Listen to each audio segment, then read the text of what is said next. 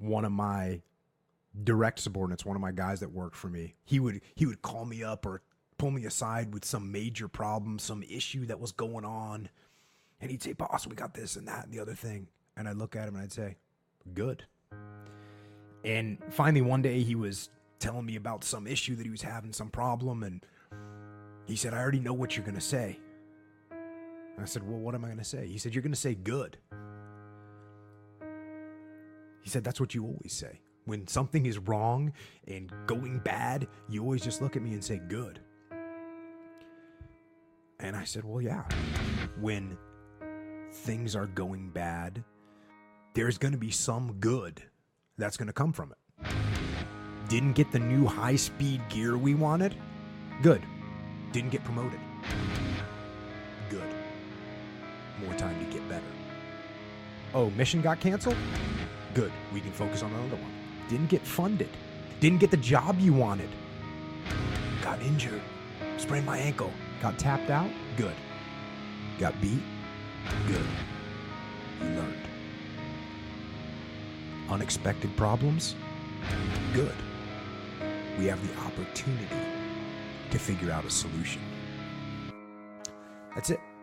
When things are going bad, don't get all bummed out. Don't get startled. Don't get frustrated. If you can say the word good, guess what? It means you're still alive. It means you're still breathing. And if you're still breathing, well, then hell, you still got some fight left in you.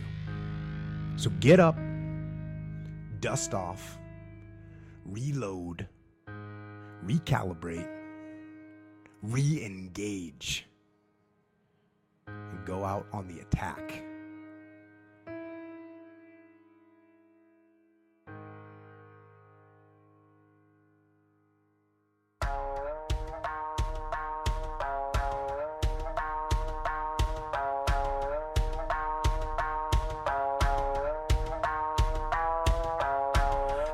Wide shut, but they know, buried alive by the lies in they soul.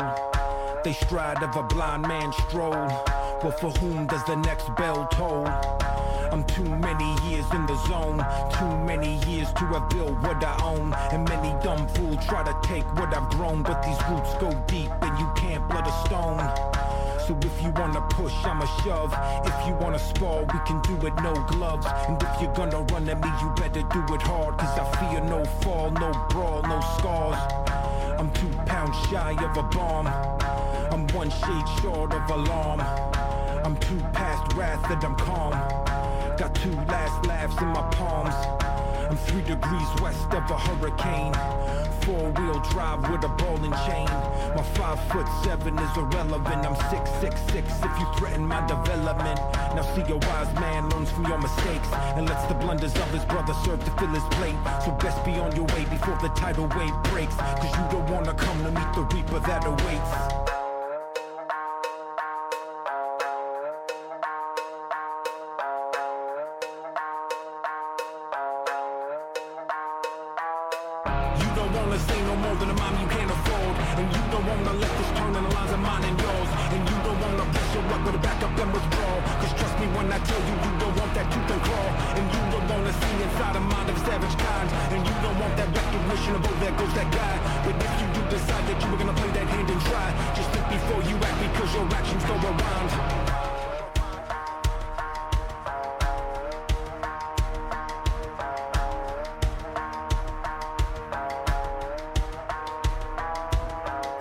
A man with a grudge in a case, a man with intent on his face. And if a man walks in a place, let it be known I won't hesitate. This a long time coming like a comet pass. Got them all fired up from the rocket blast. And if I fall on my sword, turn my bone to ash. Let it clog up the sand in that hourglass. We in the title fight, blow for a blow. And you can reap the benefit of what I have to sow. Cause I'm about that worth of which you don't appear to know. So you can take the scene while I take over the show. It's a long way down when your head is in the clouds. And all around the sirens play. Don't get in my way. Don't tell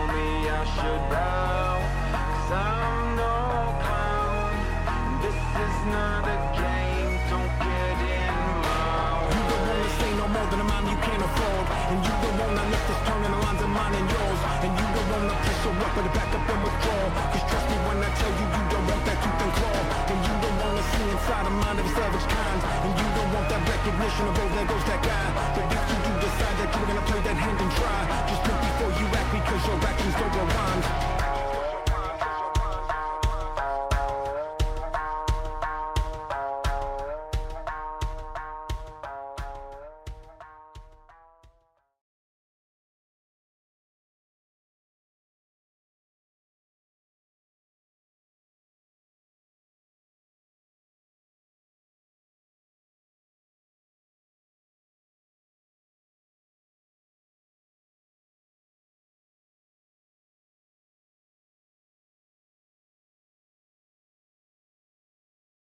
All right. Good evening, everybody. Welcome to Wargames podcast number 39. We are finally fucking back, people. It is so good to be back. Seems internet issues are fixed. We'll see. I don't want to fucking jinx it or anything like that. But yeah, good evening, everyone. Hopefully everybody is having a fine fucking, what is it, Thursday night? Yeah. Been so goddamn long, I forget what night we do this. So joining me tonight, as per usual, is the Lobster. Say hello, Lobster. Hello, Lobster. See, look at that. He even listens to commands. And I also believe Mrs. Lobster is going to be joining us here shortly. Whenever she gets done, probably yelling at Lobster in the background. Yeah, or seeing her boyfriend, whatever. Yeah, you know, something. And Riley with the 12-month resub, fucking getting it started off right. Thank you very much, Riley, for that 1 year. Yeah, God, it's Squad, fucking, huh? Yeah, I had a lot of fun with it, and I'm gonna talk about it a little bit tonight. Yeah, it's really nice to be back, guys. Obviously, you know, huge apologies for, you know, not being around much and shit. You know, internet issues and shit. As I said, you know, appears to be fixed. Hopefully is fixed. So we should be back to normal schedule and shit like that. So that being said, obviously, while I wasn't away, or while I was away, missed out on some shit. Wasn't able to play a lot of ArmA even because the internet issues were so bad. And damn, I just realized how bad the pixelation is in this, even on my stream in terms of squad. I didn't realize this is how bad it looked for you guys. It's a lot like ArmA. The fucking grass pixelates horribly. Still looks better than mine. Yeah. Unfortunately, I can't turn off the grass in squad. I think that would be a little OP. So before I really get into what I was doing while I couldn't do shit, Monster, what the fuck have you been playing? I've seen you in GTA quite a bit recently. What's going on? Yeah. What's going on with that? I know you showed me a little fucking video of you being an idiot at some club, but Yeah. Well, my club to be specific. Your club. GTA had a new. Every once in a while, like, I'm still subscribed to Rockstar's emails and shit. Mm-hmm. So every once in a while, I'll get an update when GTA releases some new content, and for the most part, it's stuff that I'm not terribly interested in. It's usually like a new car that I can't afford, or it's a like a new anytime game. they release like an update, like especially I don't know, the last one I remember was the shit with the bunker and shit like that, and I was like, oh yeah, there's a car that's gonna cost like $50 million fucking dollars, or I can drop $200 of cash. Yeah, well, the bunker was mostly military vehicles, but when they released the facilities, they released the DeLorean. And the DeLorean on its own, I think, is somewhere in like the $2 million neighborhood. And then if you want to upgrade it to turn it into a Back to the Future car where it flies and it has like machine guns on it, that's like another $2 million. So you're looking at like $4 million just to get like just more than that. I'm sorry, like $5 million, because it's $1 million for the facility. It's like $1 or $2 for the car, and then another $1 or $2 to upgrade it. So like $5 million GTA money. In realistic terms, if you were to try to do that the hard way, as in like grind for it, Yeah, you're looking get it legit. Yeah, you're looking at several weeks of work easily for one purchase.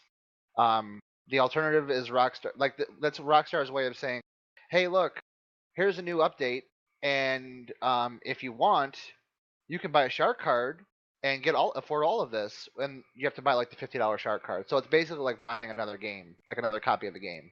You know, really Um, thinking about it, like when you put it in those terms of, you know, it taking weeks to grind out to get it, in reality, that's not that bad.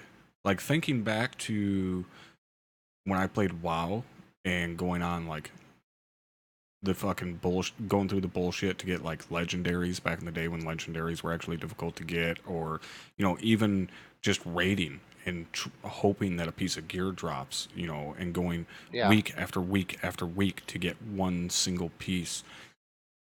Yeah, it's not that bad in Yeah. actuality. I mean, again, maybe that's just because I played WoW, so I know, you know, what it is to really have to fucking grind like that. Yeah, I've never really thought about it in those terms. Well, I don't mind doing it. I actually like doing the work. Mainly, like if I don't get me wrong, if I could afford to drop $50 on a shark card, I would do it like in a heartbeat. Like, cause I don't feel like waiting for all of this shit just to have a fucking new car in my garage. Right. You know what I mean? Like I don't. It's not. And so but I don't mind doing the work. But for me, I wouldn't. It, if I had to do everything that I did in that game the hard way, which for the most part I did. I did get lucky once. A modder came in and dropped like $5 Oh million yeah, on yeah, me. I had that too. So that went towards purchasing a motorcycle club. It went towards I'm sorry, an MC clubhouse or motorcycle clubhouse. It's the same thing. Whatever. I purchased a bunker and I purchased I don't know, a couple of cars. And then I used that was like my seed money that I would then use um, to get more money. The problem is, and I'll talk about this new content very shortly. The problem with that is that at the time, um, say you buy an MC a clubhouse or you buy your bunker, those two things, the business models of how how it functions in the game is that all of these businesses that you purchase, whether it be there's all of these illegal businesses that you can own, meth labs, weed farms, Right. cocaine Yeah, and like cocaine processing, making fake money or some shit. counterfeit, yeah, Yeah. and then there's also like document forgery, um, and there's I think one more. But in any case, same thing with the bunker. The bunker exports guns.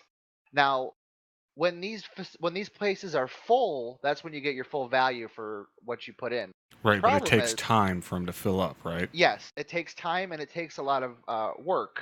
So, just to give you a brief rundown, the bunker is an example. The Mm-hmm. bunker and all those other businesses I just mentioned all have the same. You interact with them the same way. When you enter the business, you see a little box pop up. It tells you how much supply you have left and how full is your storage. And the more full your storage, the The more more you money. get when you sell it off. Right. So the trick is to get it full and then sell it. And to restore your supplies, you can either go out and steal supplies in like missions, or you can just give some cash and buy supplies.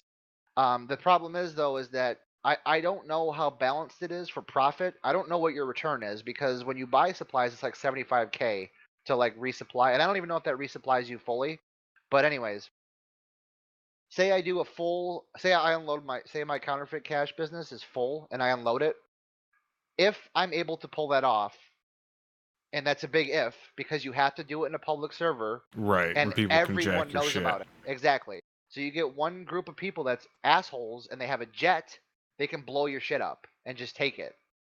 Um you get like a couple $100,000 back. Now, it doesn't happen once a day. You literally have to be on for like 6-7 hours to like fill the meter, and it doesn't fill while you're not playing either. So that was one of the Oh, I did that not know that. that was one of the problems. You have to be logged in for your shit to count.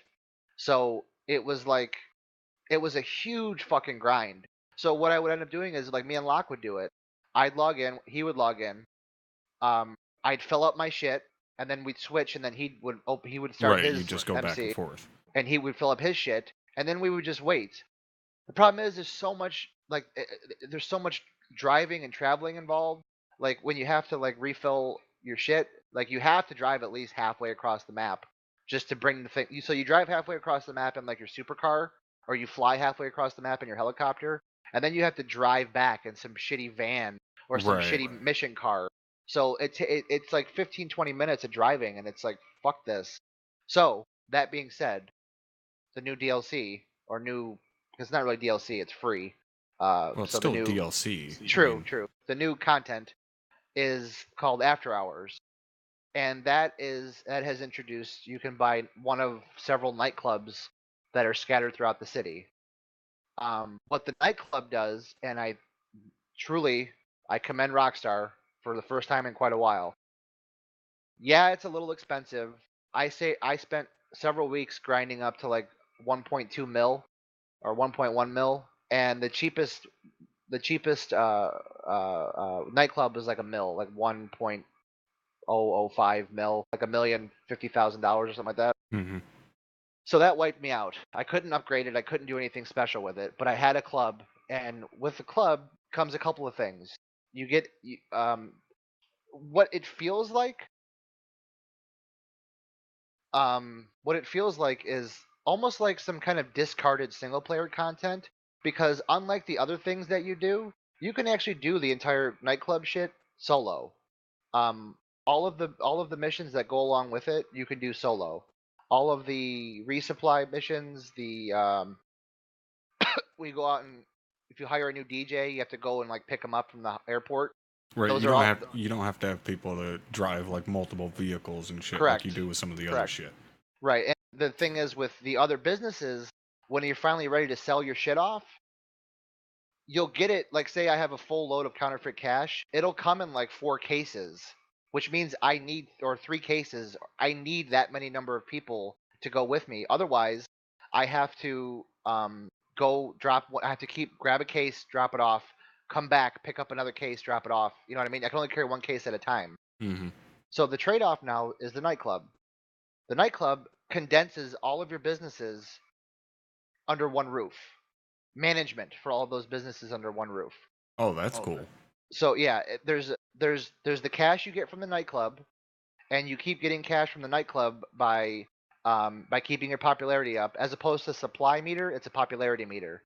And to keep your popularity up, you can hire a new DJ that'll refill your popularity right away, but you can only do that every so often.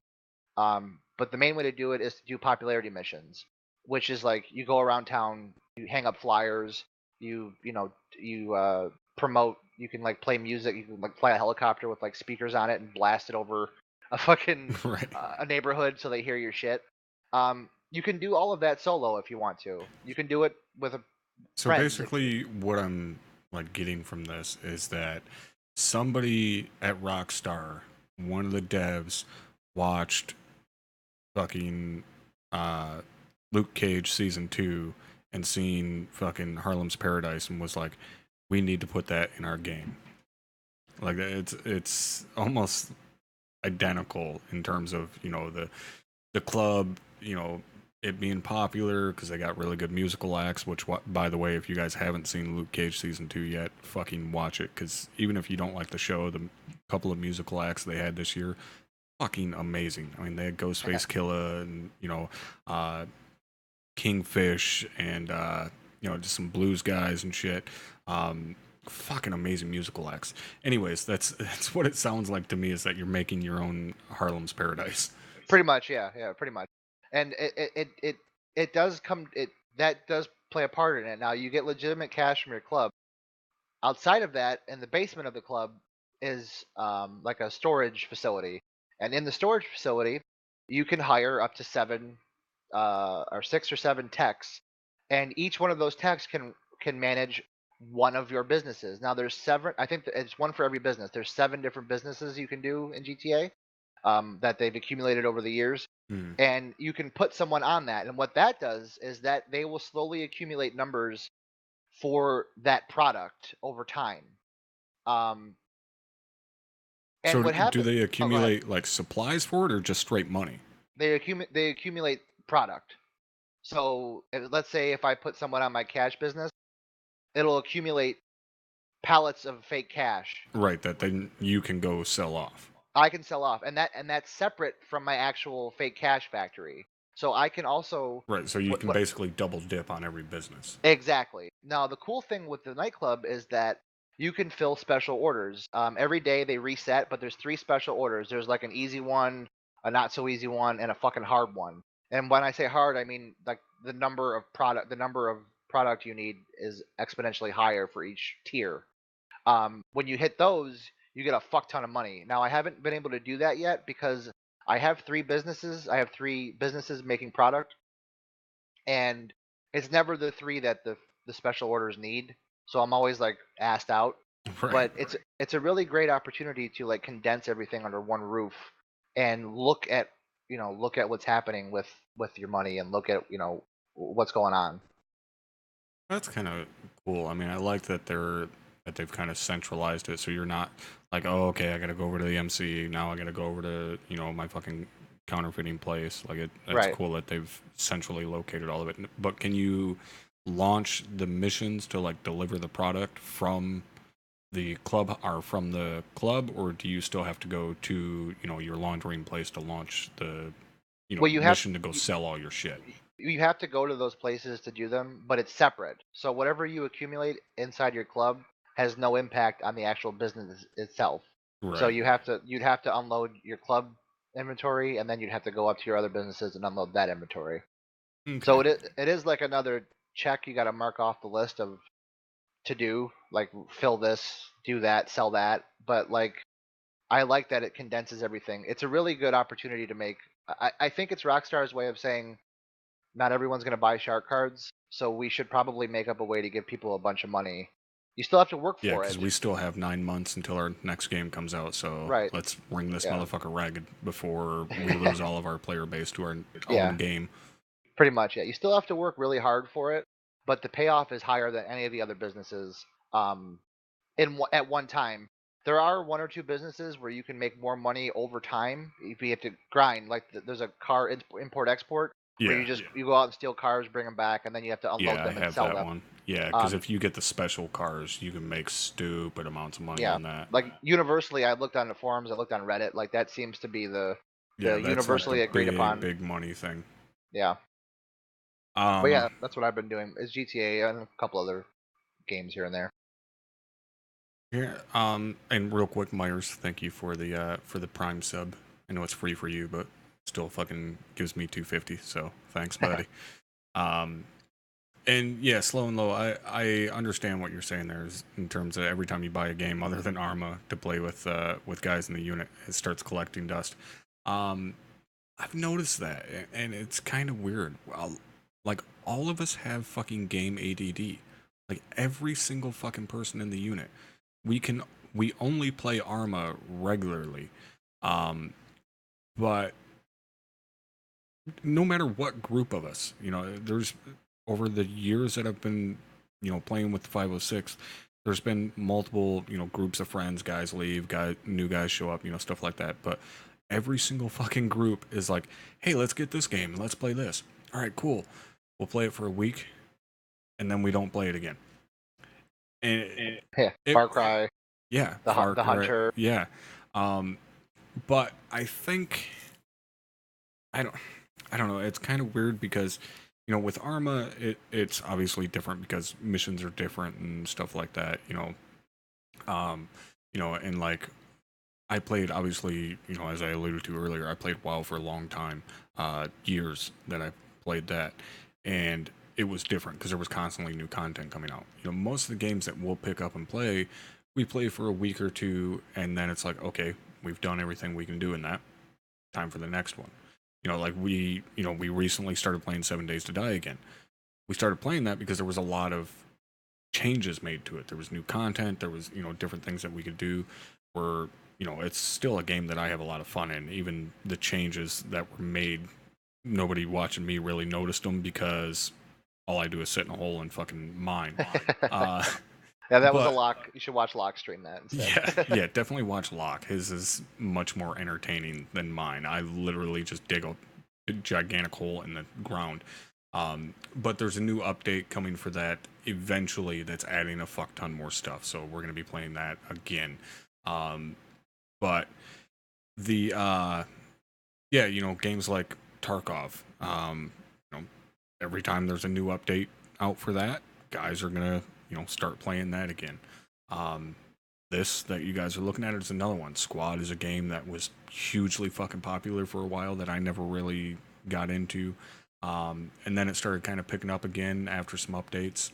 And then I don't even remember why I got it. It was because Postscriptum came out, and Yeah. I had been watching guys play that, and I was like, yeah, that's really interesting. I'll check it out. And I grabbed it, and I was like, yeah, I dig it. It's got some issues that have already been discussed and are being fixed and stuff like that. It's definitely a game that I foresee in the future that I'll pick up and play a little bit here and there.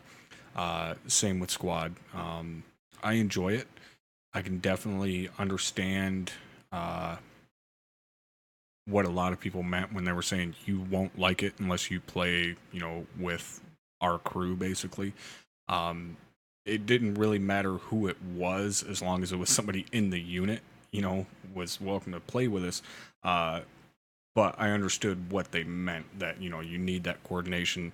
And, you need the, I guess, the communication that so many of us are trained to do. Yeah. But the other thing is kind of I guess, not really the problem, but the thing that annoyed me most with Squad was when we would play as, insurgents or fucking whatever, guys that didn't have optics. It annoyed the fuck out of me Oh because yeah, dude. they don't, and a lot of game developers do this, they don't take into account how well the human eye can actually see at distance. And, at 100 meters, like, you can barely make out the shape of a person running in, Squad or Postscriptum as well. And, like, you can't make accurate shots with iron sights at 100 meters. Barely. It's like, dude, fucking quals for the military are beyond 100 meters with iron sights. Like, you can clearly see a human beyond 100 meters easily. So that really annoys me, and that's why I think a lot of people, when they see like the the zoom feature in ArmA, how you can zoom in when you're looking, a lot of people think Yeah. that's like gimmicky or shit like that. But that's the developer actually taking into account. Yes, the human eye, you can focus your eyes and see beyond that, 150 meters or whatever, and Right. clearly make things out at a distance like that. Right, and it's Um, not. And it's more like literal on in game. Like obviously the human eye doesn't actually zoom in, but it does focus, and you get like tunnel vision. Everything else around that is blurry, but your reticle, what you're aiming at, does become clearer because you're putting like 100% of your energy into focusing on this one thing that's however far away that it is. right, yeah. And Yeah. that to me is the biggest problem I've had with Squad. That and the fact that apparently it looks like shit on the stream. Like I said, I had no idea it was pixelating as bad as fucking ArmA does. That's Well, pretty disappointing. well, for me, and I think someone pointed it out in chat. They actually, I don't know if it's for the same reason, but Slow and Low said it. That Rising Storm is another example of that. Where for me personally, Yeah, that one um, I've never played. yeah, well, it's very similar to like Squad. If you played Red Hmm. Orchestra 2, it's like the thing is with those games is it's the same reason I believe that like a true World War One game doesn't really take off the way that it should, is because Or wait, Rising Storm, is that the Vietnam one yeah, that Drum and those guys played for like yeah, all of fucking an hour and were an just hour, yeah, bitching about it the entire time? yeah, yeah, yeah. That's the Vietnam Red Orchestra game. But yeah, for me it's like okay, you're trying to create like a simulation, and Red Orchestra is always a game that kind of leaned a bit more on the realism side than the like fun like arcadey side. Hmm. So what you're dealing with is people with mostly bolt actions, because with the exception of the Americans, most during World War II, most riflemen just had a bolt action. Right. Even British, German, Russian, fucking What are you talking about, dude? Polish. I've seen Battlefield 1. Everybody had fucking machine Yeah. guns and SMGs. Yeah, right. Everybody had an MP44, even the Right. Americans. I mean, they had but, fucking PPSHs at Normandy. I mean, fucking Call of Duty taught us that. Dumbass. Yeah. Talk for a second. My Mrs. Lobster is calling me. Yeah, so while Lobster's getting yelled at, the thing that I do enjoy about Squad more than anything else is the sounds. The sounds absolutely blew me away with that game. The sound of, suppressing fire coming in around your position, the snaps and the cracks of the rounds coming around you, the sounds of explosives going off, especially. I loved both the sound and the visualization for the frag grenades. Absolutely perfect. The best I have ever seen in a game. And the same goes, I mean, like I said, the sounds for pretty much all the weapons were amazing. I was genuinely impressed with the sound of the ZU-23. I've been lucky enough to actually hear one of those things fire in real life. It was at a distance, but I have heard one fire. No, it wasn't like enemy fire. It was at a range. But even ArmA does not truly encapsulate how fucking terrifying one of those things sounds. Yeah, ArmA is very the sound. As much as I enjoy ArmA for various reasons, the sound is very underwhelming.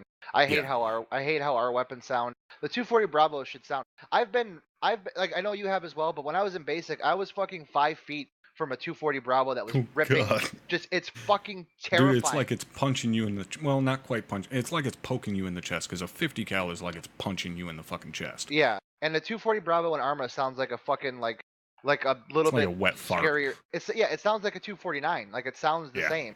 Like that's one thing I miss about ArmA 2 is the fucking Blue 4 weapons sounded like they meant business. Like there was snaps and pops and it was fucking holy shit, someone's firing a 249. That shit sounds terrifying. Yeah. And that's, the fucked up thing is, when you hear a 240 fire and when you hear a PK fire, in reality, they're incredibly fucking similar. I mean, it's damn near the same exact round. Right. They're both 7.62. Yeah. Firing out of them. In game, it's nowhere near the same. Like the PKs are way more bassy than what the 240s are, which is kind of nice for us because it is a lot easier to differentiate OPFOR and Blue 4 fire in game. But especially like in Squad, it's a little bit more difficult to differentiate a lot of what's going on, especially when you're, fighting a faction that has same, Soviet weaponry and shit. And the game has a good way of like contextually telling you that you're being shot at as well. Like your vision goes blurry. Like even if you're not hit, if you get hit, obviously there's blood on your screen. But like if you're getting shot at, the closer the bullet whizzes by you, your vision gets blurry. Like it's like you hear like the zoom. We do have that option in ArmA. We have that one mod called Suppress Whitelisted, but it's too much for me. Like I remember sitting next to one of our gun trucks, and somebody started opening up with the 50, and my screen was so fucked up I couldn't even see what was going on 2 feet in front of my face. I was like, dude, how in the fuck? Like I don't know what you guys are, fucking thinking a 50 is like when you fire it, but if it fucked your vision up and shook you that much, you wouldn't even be able to shoot the fucking thing, Like, I'm just standing next to the motherfucker. I ain't even sitting behind it. I'm just, on the other side of a gun truck. He's sitting up in a turret firing the fucking thing. Right. So, yeah, it's, I don't know, it's kind of weird. I mean, I will admit, yes, the 50 is fucking awe-inspiring. It's one of the coolest things I've ever done is to be able to fire a fucking M2. And it will fuck you up just in terms of like being next to it and somebody firing it. Standing next to someone firing a 50, sitting down on a little tripod. Like it feels like somebody's slapping you in the fucking shins every time that thing's firing. But I do think Squad handles the suppression much better, and in terms of being able, and sounds are a big part of it, but in squad, I'm very easy to recognize where you're being shot at from, or it's easier than ArmA. ArmA, I've gotten pretty good in it through years of practice, but squad, Yeah. you can pretty easily identify and pretty quickly identify where you're being shot at from because of the sound, especially. Well, what I was well, the snap fucks me up in ArmA because I always think that the snap is where the shot's coming from. The snap is like where it's going, right? Yeah, Like this, Yeah. like that always fucks me. I hear a snap on my right. I look to my right. the Well, snap that's is not where the always round is going. coming from. Yeah, the snap is going to be behind you. Yeah. Because you have to take into account, one, it's passing the speed of sound, two, the Doppler effect. So you're going to hear the Doppler effect. The snap is when it goes behind you, that's the Doppler effect. Like a car driving by you. Yeah, Exactly. That's the Doppler effect. When you and then you hear the report of the rifle after that. Mhm. That's the thing, is the report of the rifle is almost always going to be almost at the exact same time, depending upon distance, or after the snap, because the bullet's traveling faster than the speed of sound. So you're always going to hear the report after the snap, based upon distance, obviously. Right. I think they talk about that in like Saving Private Ryan when Vin Diesel gets shot. Like you hear the rifle go off after Yeah. the bullet hits him. Yep. So that's how you can tell away, kind of figure out how far away the dude was. But what I was gonna say, like for me, the reason why I never got into those games, Squad, um, Road Orchestra 2, fucking Rising Storm, is that it's a little too real for me, in the sense that like you spawn and then you start running towards the objective, or you start making your way towards something, and someone just starts opening up on you from really far away that you can't see, and you're dead.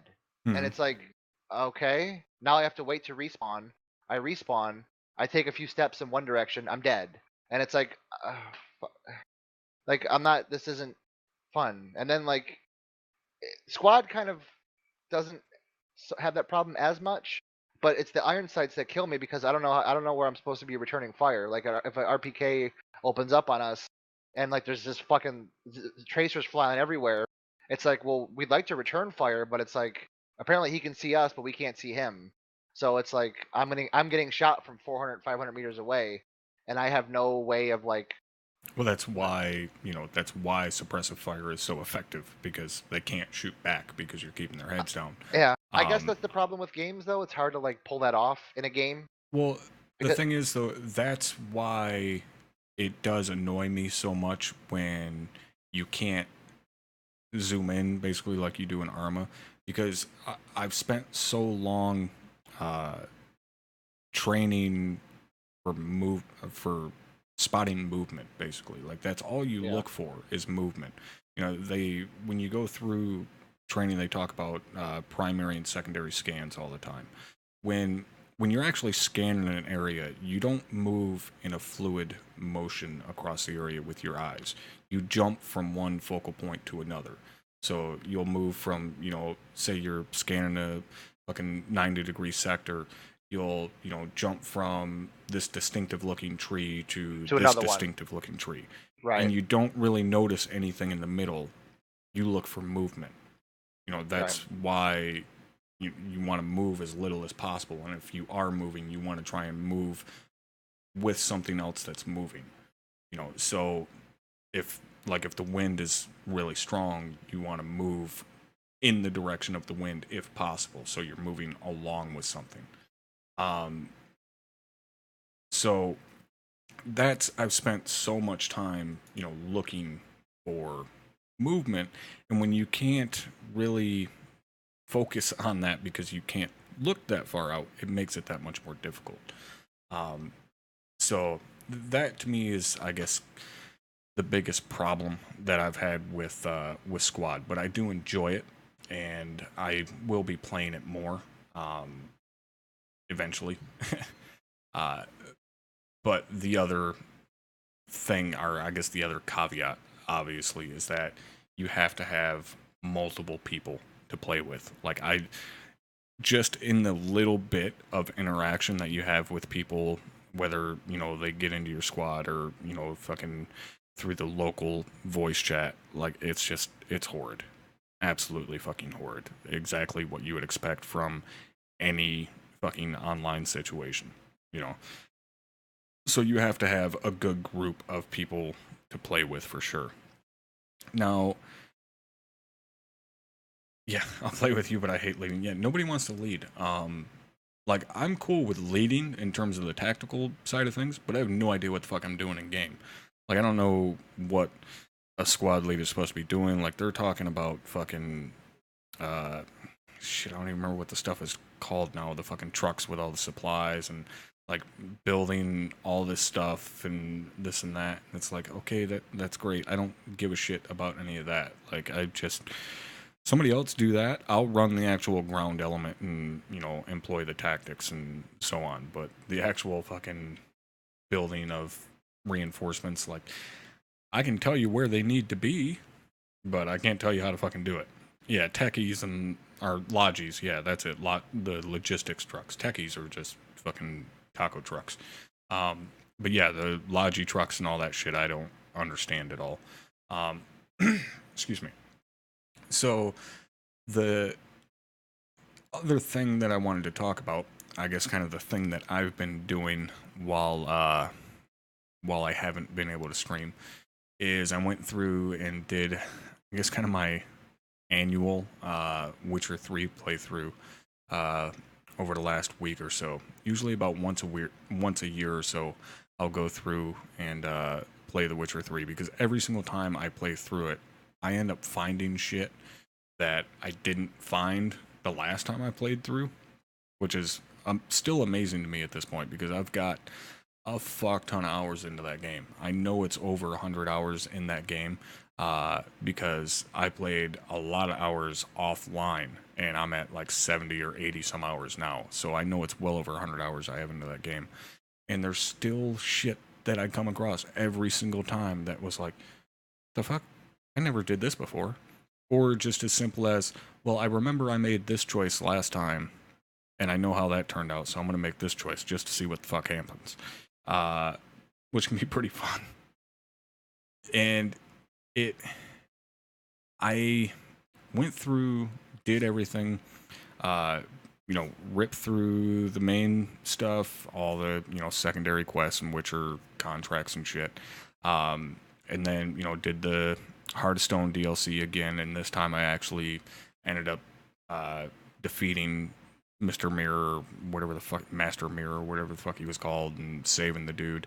And then I went through and played Blood and Wine again, did all of that, and ended up fighting and killing Detloff and all of that jazz this time. But after I went through all of that, did every quest I possibly could, and I was sitting here thinking, like, you know what? I've never played a single hand of Gwent within Witcher. Never played it, because I hate card games like that. Like, I remember when fucking Hearthstone came out, and I played it for a minute, and I was like, God, this is fucking annoying as shit. And I had no interest in it whatsoever anytime I ever played through Witcher. Every single time it was like offered, like, hey, you want to play a hand of Gwent? No, fuck off. Leave me alone. Like, I just want to fucking cut the heads off of shit. Leave me the fuck alone. So I finally said, you know what, fuck it. I'm gonna, check out Gwent and see what it's like. And so I think I just picked some random fucking innkeeper and was like, yeah, let's play, or some shit. And of course got my ass absolutely kicked. I mean, horribly. But then I started kind of getting into it, and I was like, wait a minute. It's actually kind of cool. Like, I gotta use some real fucking tactics here and shit. And it wasn't the same as Hearthstone. Obviously, Hearthstone can be very, very fucking in depth. The thing is, I hate playing it, but I like watching people play Hearthstone. So, like, I've watched the big tourneys and shit on Twitch and enjoy the hell out of it. I know there was an incredible amount of math and thought and tactics that go into it, but I just don't enjoy playing it. And Gwent, I could get into a little bit more, because it's, it's the same thing. It's a lot of math and thought and so on, but it's even more in game because you only have, 2 rounds and then you lose. If you lose 2 times, you're done. And especially when you play in the tournaments where you got to play against multiple people in a row, it's that much more difficult. So I went through and started doing all of the Gwent shit, and actually went through and beat every single person that I could. And then I felt all badass because I won all of the Gwent tournaments and, got every card that I could get and this and that. And I was like, man, I wonder fucking what some of the shit looks like on YouTube, because I know Gwent is a completely separate game. They made a whole separate game out of it. And then I went and looked, and it's completely different. Like, it's just like fucking Hearthstone, basically. And I was like, you fucking cocksuckers. Like, why would you not make it exactly like it was in the game? Fuck all of you. But then, of course, while I was down that rabbit hole of looking, at YouTube videos and shit, some popped up of guys doing just like crazy shit in the game, like actually in Witcher 3 with like crazy combos and shit. And like I was all proud of myself when I was hitting some combos that were like 230, 240 damage and shit. And I was like, haha, fuckers. And then I watched these YouTube videos of these dudes doing like 586 damage in the final round and stuff. And I'm just like, oh, okay. Ego sufficiently fucking deflated. Fuck me. As per usual. When I think I am good at a game, I am absolutely dog shit compared to people who are actually good at the game. Awesome. So yeah, that was a bit of a shock, but that's mostly what I've been doing on my time off, is enjoying a copious amount of Witcher 3 yet again, and hoping the entire time that that Cyberpunk is going to be just as good. So now that we're kind of caught up, I guess, on what our lack of what I was doing and what Loster was doing, what I wanted to talk about a little bit tonight, excuse me, in terms of streaming and shit like that. Obviously, I've been having fucking internet issues, so I haven't been able to stream. But I wanted to kind of talk to you guys, I guess, about streaming itself and how, not necessarily how to get started, because there's fucking guides and shit like that all over the place in terms of how to get started streaming and all of that. More so, I wanted to talk about some of the kind of nuances, I guess, of streaming and, the goods and bad of it, and, some of the little tricks and so on that I've learned over my time of streaming. And also Loster, whenever he gets back from being beaten to death by grocery bags. So first thing I wanted to kind of get into in terms of this is, why start streaming? Why start streaming, making YouTube videos, whatever. I know at least for myself, it was just something to do. I never started doing Twitch or YouTube or any of that until after I got into the 506. I had been here for a while. Obviously, I knew Drum's YouTube and knew that he did videos and shit like that.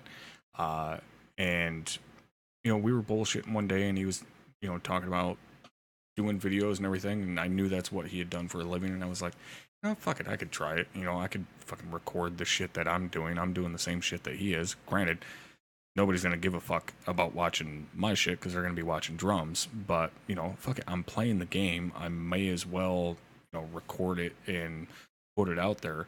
And, I knew that I liked editing things because I had produced music, so I knew that I liked editing and spending time, looking at sound waves and shit like that.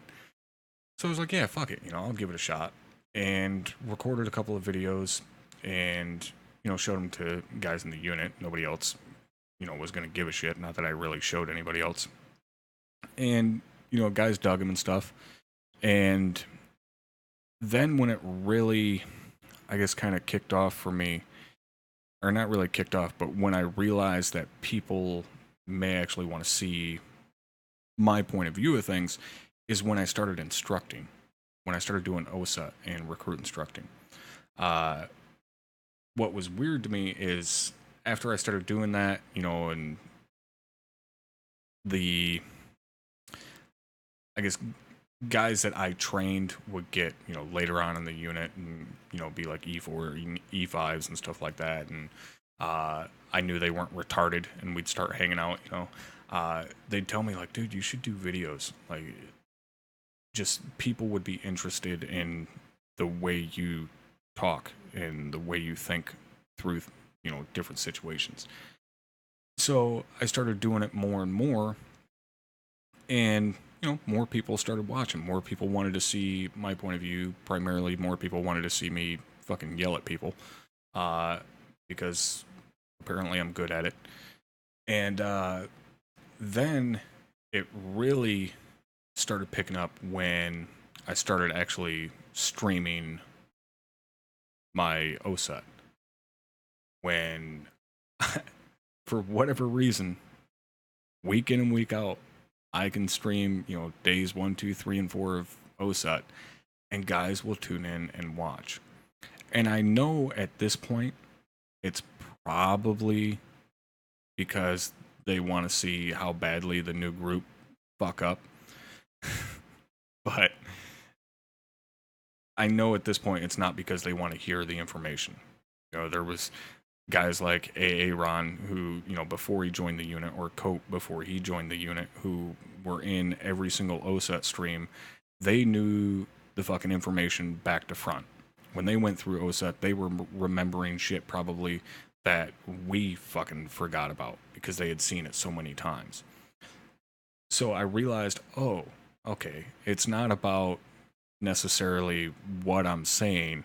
It's they want to see how bad these new guys fuck up and then how bad I fucking tear them up for it. That's what everybody's interested in. Because, like anybody, they want to see someone else's fucking pain rather than their own. Which is, completely understandable. I get it. Everybody, there's a reason that, early ArmA was so fucking popular. It wasn't necessarily his charming personality. It was because he was really good at yelling people. I get it. But long, short, very fucking long to short of it is, anybody, any one of you guys that are currently listening, any of you can stream or can record. Obviously it's going to be somewhat hardware fucking dependent. If you're playing on a laptop from 10 years ago, probably not going to work out for you. But any of you can stream or record. Now, the main thing is when, when I'm hanging out with, say, Lobster and Drum and Locke and, these other guys, whoever else in the unit that streams or does videos and stuff like that, a lot of the times, we'll end up, somebody's going to end up bringing up, viewers, and I had this many viewers for this, or so on and so forth, stuff like that. And, guys get discouraged very easily, which I can completely understand, but you can't start streaming tomorrow and expect to have 100 fucking viewers with everything that you do. It's not gonna happen. The chances of you becoming one of those fucking overnight phenomenons, like Eli or like fucking what's his nuts, the fucking the cheater, not the beater. God damn it, the fucking guy that lost her legs, Doctor Disrespect, that dude. The chances of you finding that kind of success that quickly, it's fucking phenomenal. You know, it's like hitting the lottery. It really is.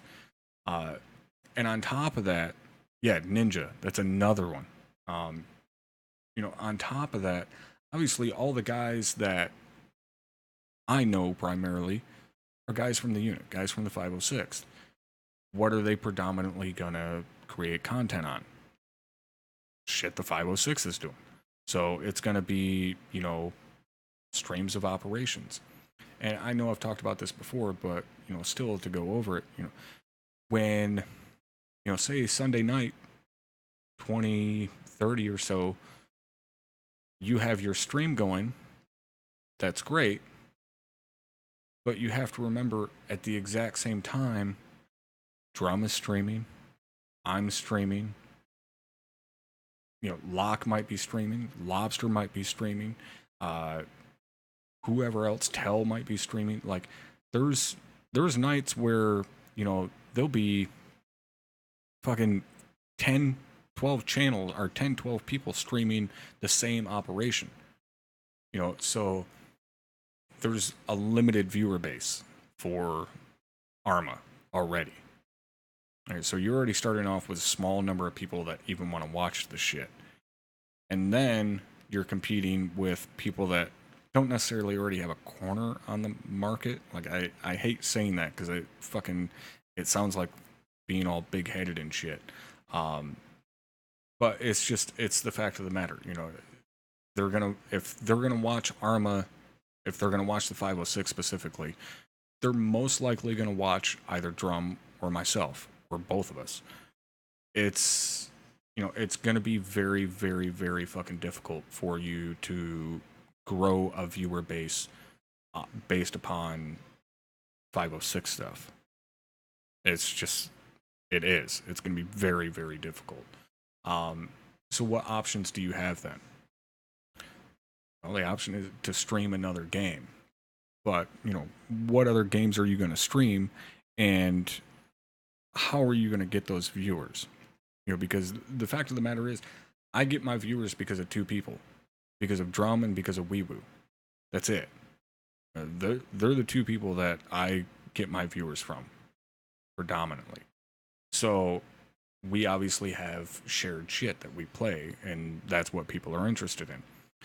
And me and Locke were very briefly talking about this the other day. And actually, I should have fucking asked him if he'd come in here. But, you know, it's when, say, one of you guys, if you were playing games with me all the time and we were both streaming, and I was telling people, hey, go check out, you know, so-and-so's channel, if Hardman was streaming, and I were telling guys all the time, hey, go check out Hardman's channel, you know, go watch his shit, give him a follow, so on and so forth. And the guys that normally watch me and, you know, enjoy the kind of games and the kind of mentality that I have, go and watch Hardman because I, you know, tell him, hey, go check this guy out. And Hardman doesn't do anything that I do. He just stops playing ArmA and, you know, whatever. It has a completely different mentality. Yeah, some may stay, but a lot of them probably aren't because it's not what they're interested in. They're interested in what I was doing, which is fine, but, you know, it's going to be difficult for you to get viewers just going at it alone. You know, I didn't go at it alone. I had Drum. I have Weewoo. It's fucking damn near impossible to just be like, yep, I'm going to start streaming and get popular at all. I've been incredibly lucky with guys helping me, getting me, you know, people to come watch my shit, and some of them stay. So that means, you know, what are you going to do to get started? You know, yeah, you can play all the same games as, like, say, me, and kind of, I guess, piggyback off of me, which is great. But then when that time comes to where you do want to kind of do your own shit, it's more difficult to kind of maintain those viewers, if you will, and to gain more. So it's kind of a shitty situation to be in, and I can completely understand it. And it's one of, like, I personally don't really know what to recommend in that situation, because I'm not there. I've been lucky enough to kind of carve out my own little group, if you will. Not to say that, guys that watch me will only watch me and won't watch Drum or, Wee Woo or anything like that. Obviously, all of you guys do, or a lot of you guys do. But I've been lucky enough to, get a large enough viewer base that, I can somewhat support myself off of.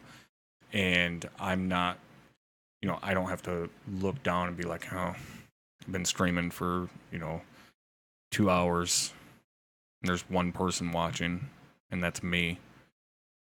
Because it is discouraging, and I can completely understand that. But at the same time, I was there at one point in time. I was streaming shit where 3 people were watching through the entire stream, and again, one of those was me. It's it's not going to happen overnight, so you just got to keep plugging away at it, keep going and keep going and keep going and keep going, and keep doing streams. It's the only way, really, that you're going to start picking up a following. But at the same time, the other really, really important thing is to be consistent, which is what I'm not. I have not been consistent at all for like the past month because of all the fucking internet issues and shit like that.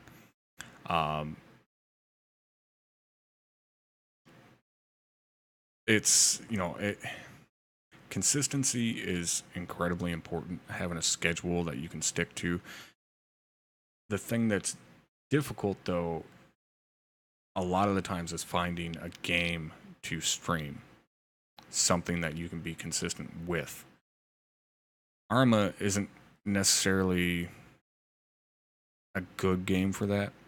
Wee Woo is able to pull it off because his community, how and why they're able to play that much ArmA, I don't fucking understand. But those guys will do, 6 fucking hours of ArmA every other day or so, and I don't understand how the fuck they have the patience for it, because I sure as shit couldn't do it.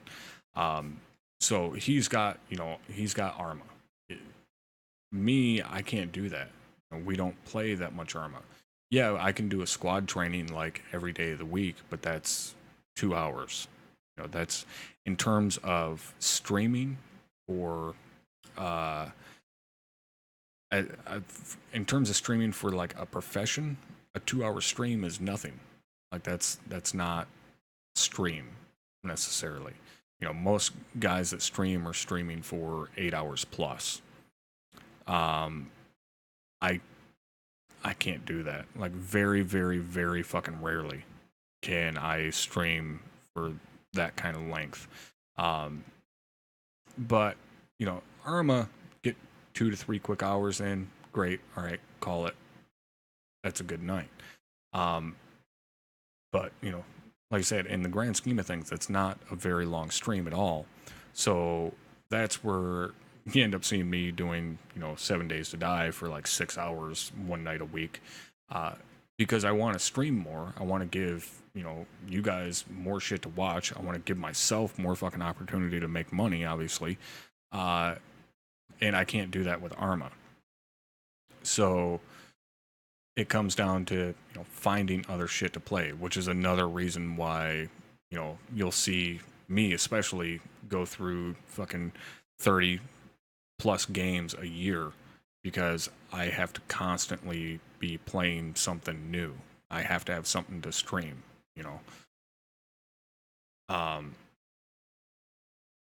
Yeah, my bad internet is your good internet. I don't know. When my internet was fucking up, my at times my upload speed was 0.5 megs a second. Yeah, yeah, that fucking good.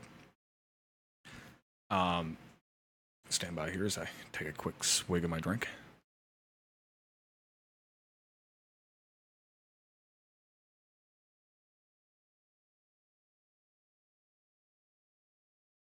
Yeah, when I say the internet was fucked, I mean it was fucked. Um,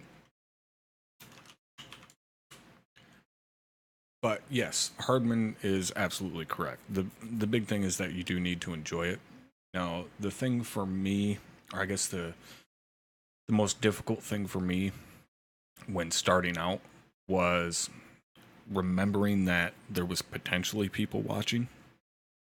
Even when there wasn't people watching, I had to think that there was people watching because I had to remember to vocalize what I was thinking. Uh, love it when you can get more than 860 kbs. Holy fuck. Yeah, that's horrible. Um, but yeah, I had to remember to vocalize everything that I was doing because, obviously, if you're just sitting there playing a game by yourself and, you're not in team speak with other people or whatever, you're generally not sitting there talking unless you're fucking psychotic. You know, I'm not gonna sit here and play Witcher 3 for 4 hours and just verbalize all of my inner thoughts. There's no reason to. But if I'm streaming, there is. So I had to get myself in that habit of verbalizing those thoughts and saying what I was thinking. Because otherwise, it's just me sitting there in fucking silence. And it sounds like that. Uh, yeah, exactly. Good thing I got the voices to keep me company. And I think personally, that's one of the most difficult things to do, is to really be able to talk and vocalize what you're thinking about, even if it has no fucking relation as to what's going on. Like, granted, some of it I kind of edit out because I'm not, telling you guys like, do I need to fucking buy diapers? How are we doing on gas? Because I will think about that shit while I'm playing a video game, but it's not really shit that you guys give a fuck about. But thoughts about the game, what's going on, shit like that, things that normally you would just think to yourself in your head, you have to vocalize that stuff. And I always, I guess, kind of, what's the word I'm looking for? I've always enjoyed streamers more when they do that. Like my favorite streamer to watch is Co-Carnage, because that dude gives you his inner thoughts, his inner dialogue on everything that's going on in the game. He's constantly talking about what's going on, unless there's an important cutscene or something going on, and then he shuts the fuck up, which I like, which I do the same thing. Like, if there's dialogue going on in the game, and it's, especially if it's important, like, shut the fuck up, stop talking over it. And it's like I said, it's one of the most difficult things to do, but it's one of the things that helps the most. What I mean by that is when people, as people trickle in and people are watching, when you're being vocal, it gives a chance for you guys to be vocal in chat. If I'm talking about some random fucking thing that happened last week and you guys have a similar experience, you might say something in chat. You might not, but you might say something in chat, and then that gets a conversation going. And Slow said, I think ArmA streamers gross less income because the donations gain less attention. I can understand that, definitely. It's one of those, like, it's dependent upon the game. I don't think it's dependent upon necessarily that it's a realism unit or anything like that. I think it's more so dependent upon the game. If I were still playing say Warcraft, and I was in the middle of a very intense raid, doing progression raiding, I wouldn't be able to, thank guys in the middle of it for donating or subscribing or anything like that. It's kind of the same. In ArmA, you can't just hit the pause button. It's not like other games where you can pause it and just be like, oh, okay, well, I'm going to pause it real quick and thank this guy for throwing me a 5 spot. Can't really do that in an operation because it does require so much attention. And you have to concentrate so much on what you're doing. I can't even talk to you guys in chat when I'm in the middle of shit. If things die down and get calm and stuff, yeah, I'll take a break and, sit here and kind of try and catch up on chat, which oftentimes surprisingly goes very quiet a lot of the times when shit's going on. Although it does surprise me that it's even it's less quiet than Drum's chat, which amazes me. Drum can have like 100 some people watching and like nobody's saying shit. I can have like 20 people watching and you guys are like fucking chatty Cathy in comparison, which is cool. I love that. I absolutely love that you guys, talk and fucking bullshit with each other, even if you're just calling each other dickheads, which is perfectly cool with me. But yeah, that always kind of weirded me out that they don't talk. They'll just sit there and lurk. I don't know, maybe it's just because of he doesn't have anything on his screen or anything like that. I don't fucking know. But I love that you guys chat. Anyways, yeah, you're all dickheads. Actually, I wouldn't say I've been waiting to call Hardman a dickhead. I'd call him a dickhead pretty much any chance, but but that to me, as I was saying, is the most difficult thing to do to get started streaming is one, being able to vocalize your thoughts, and two, figuring out exactly what it is you're going to stream. And like I said, if it's ArmA, obviously it's pretty simple. You know what you have to stream, especially if you're in the 506. Like okay, Sunday I got Task Force Alpha, Saturday and Sunday I got Task Force Charlie and Task Force Bravo, so on and so forth. Squad training, shit like that. Like you already have kind of a set schedule that you can stream, even if it's only 2 days a week. Still, you have a schedule that you can kind of stick to pretty easily. But again, you have to remember that you're going to be competing for views and shit like that.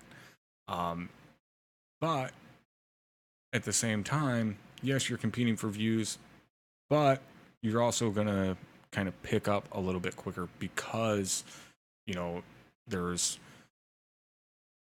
a few of us that are semi-popular doing this, so other people are going to check you out,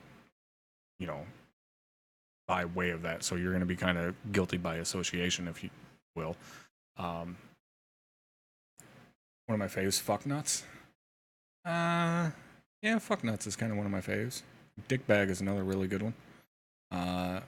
Or, just plain old fucking cock bag. That one's also fairly good. So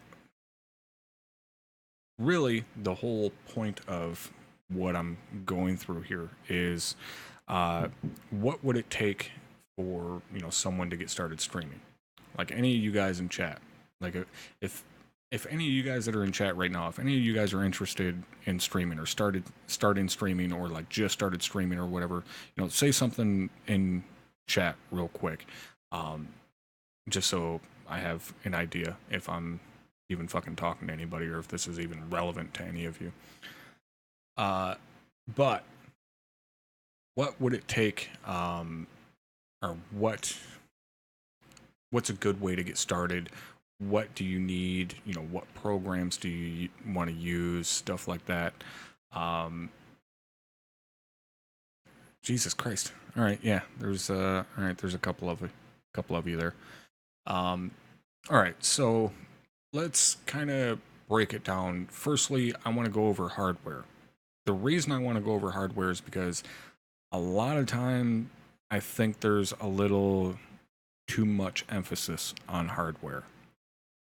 And I know that's going to sound silly. Like if you scroll down and look at my fucking parts list, you're going to be like, what the fuck? You're talking about emphasis on hardware. I have a lot of really cool hardware, yes, but I'm also a total fucking hardware whore. My audio equipment is very high quality because I'm an audio snob. Again, I produced music. It annoys the fuck out of me when someone's audio is very bad, which I'm getting poked by Loster. Don't poke me, you fucking cock.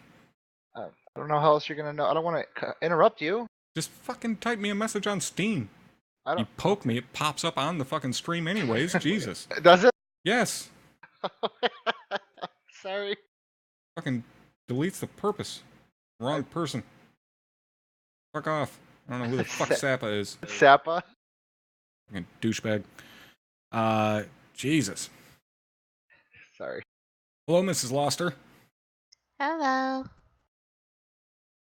It's the Loster I actually like. You know, you don't know most of us. Well, that's why I said she's the one I actually like. If the rest of them are related to you, they're probably all assholes too. Kinda. All right. So what we're getting into is streaming. What's it take to get started? How to get started? So on and so forth. And the first thing I wanted to talk about was hardware, because I think a lot of people overemphasize the hardware that you need to get started streaming or even making videos or whatever. So, and the reason that I'm actually happy that Lobster is here is because we get a good viewpoint from both ends. And this is not me taking a chance to bag on Lobster because he's got a fucking potato PC. It's genuinely, I want you guys to understand you do not need fucking $5,000 worth of gear to stream what you're doing and to have fun and, you know, make a little bit of scratch off it. So, real quickly, Loster, what are, I know a lot of the shit, you don't necessarily know the fucking inner workings, but you're not, you know, running 4 monitors and, you know, sound mixers and shit like that. So, you stream right now with your current PC, you stream, correct? Correct. Okay. What is, like, give us a quick rundown of your setup, you know, what you have, desktop, laptop, keyboard, mouse, speakers, headset, you know, all that shit. Just give us a quick rundown of what you're using. Quick rundown. Specs are pretty non-exciting. I have an AMD setup just because it was cheap. My laptop took a shit, so this is like super cheap. It's a Ryzen 5. Oh, sorry, my wife is poking me. Apparently her microphone's not working. God damn it. Oh, Let me run broke across shit? the hall and fix her shit. Give me a second. All right. I've seen. No, Bert, there should be a GPU in my parts thing there. Unless maybe they stopped. I don't know. I don't think they've stopped it. But I have a 1080. I don't know why the hell it wouldn't be on that Amazon part list thing there. I am kind of pissed off that you can get it a whole hell of a lot cheaper now. Like when I bought my 1080, it was $650, brand new. So yeah, now you can pick up a 1080 for, I think I seen one for $479 on Newegg, on sale. I think it was $479. So I was gonna send that to Drum, and I forgot to send him the fucking link to it because he wants a new video card.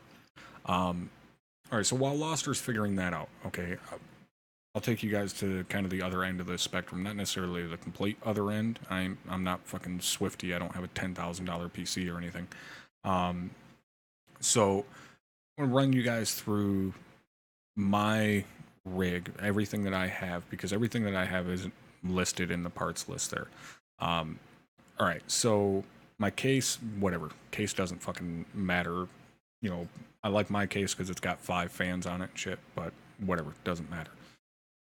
Motherboard is an Asus Z370 Prime, I think. I've got 16 gigs of G-Skill, Ripsaw, fucking whatever RAM.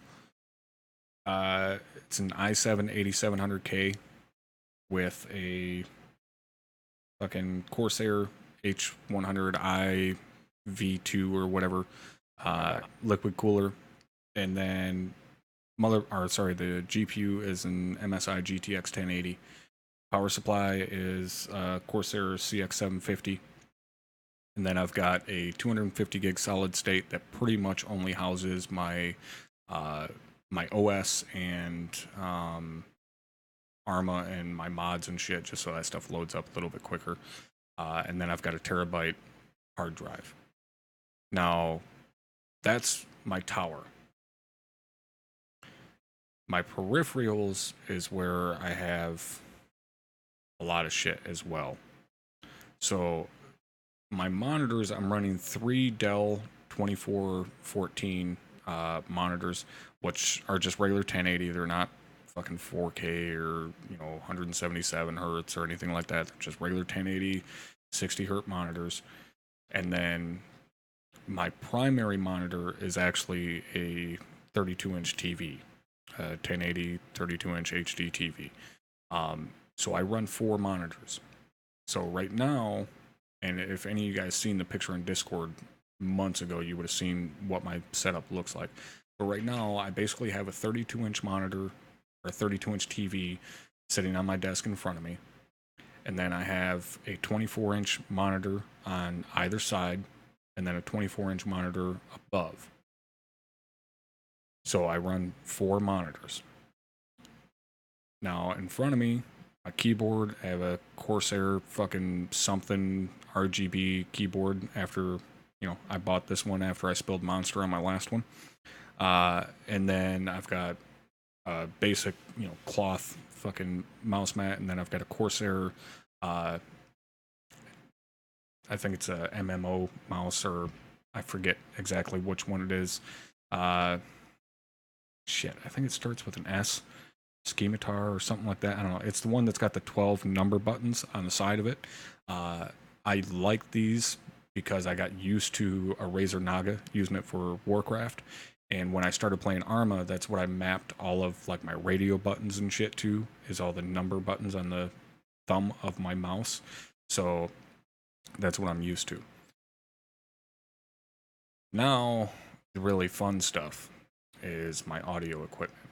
My audio equipment, I'm incredibly lucky to have, because I have friends that do music. So I get really good audio equipment, even though Windows updates like to fuck those up. But I have a basically a Sony 10-channel sound mixer, and that feeds my microphone, which is I think I have it listed as an Audio-Technica because it's the closest approximation I could find to it. My actual microphone is a Behringer studio microphone, but I couldn't find it for sale anywhere. It's an old microphone. This microphone is probably 15 years old. They don't make it anymore. But the Audio-Technica fucking A50 something or some shit like that is the closest approximation I could find to it, in terms of price and shit like that, and how much this Behringer was at the point in time it was bought. What mixer do I use again? It's a Sony. I don't know the actual name. The nameplate that's on this one has been taken off. The sound mixer is also old. I mean, it's 10 plus years old. This is all equipment from a buddy of mine who runs his own studio. So this is kind of like hand-me-downs, but it's like high-end studio quality hand-me-downs, like $300-400 worth of shit hand-me-downs. So basically my mixer runs via USB into my PC. My microphone is run via XLR cable, like an actual studio microphone, because this is a Behringer recording microphone. It's, like I said, what you would actually use in a studio. So that's run via XLR cable into my mixer, which my mixer then runs to my PC. My headphones also go into my mixer. My headphones are Audio-Technica MX50s, I think.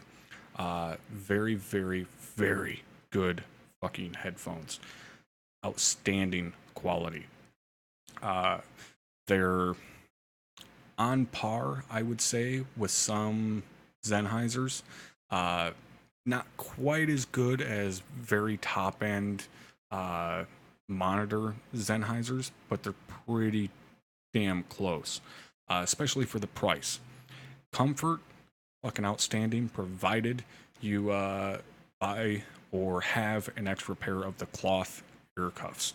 I hate those faux leather fucking ear cuff things. Yeah, Absolutely I hate that shit them. too. And I hate it too. that was the one big downfall for these headphones, was that these Audio-Technica MX50s only come with those faux leather bullshit. I got lucky because the headset that I had previously, the HyperX Cloud 2, which I still to this day say is the best gaming headset for your money, came with both. Came with the faux leather and the cloth. So I still had the cloth ones laying around, and I just took them off and put them on my Audio-Technicas. Boom, good to go.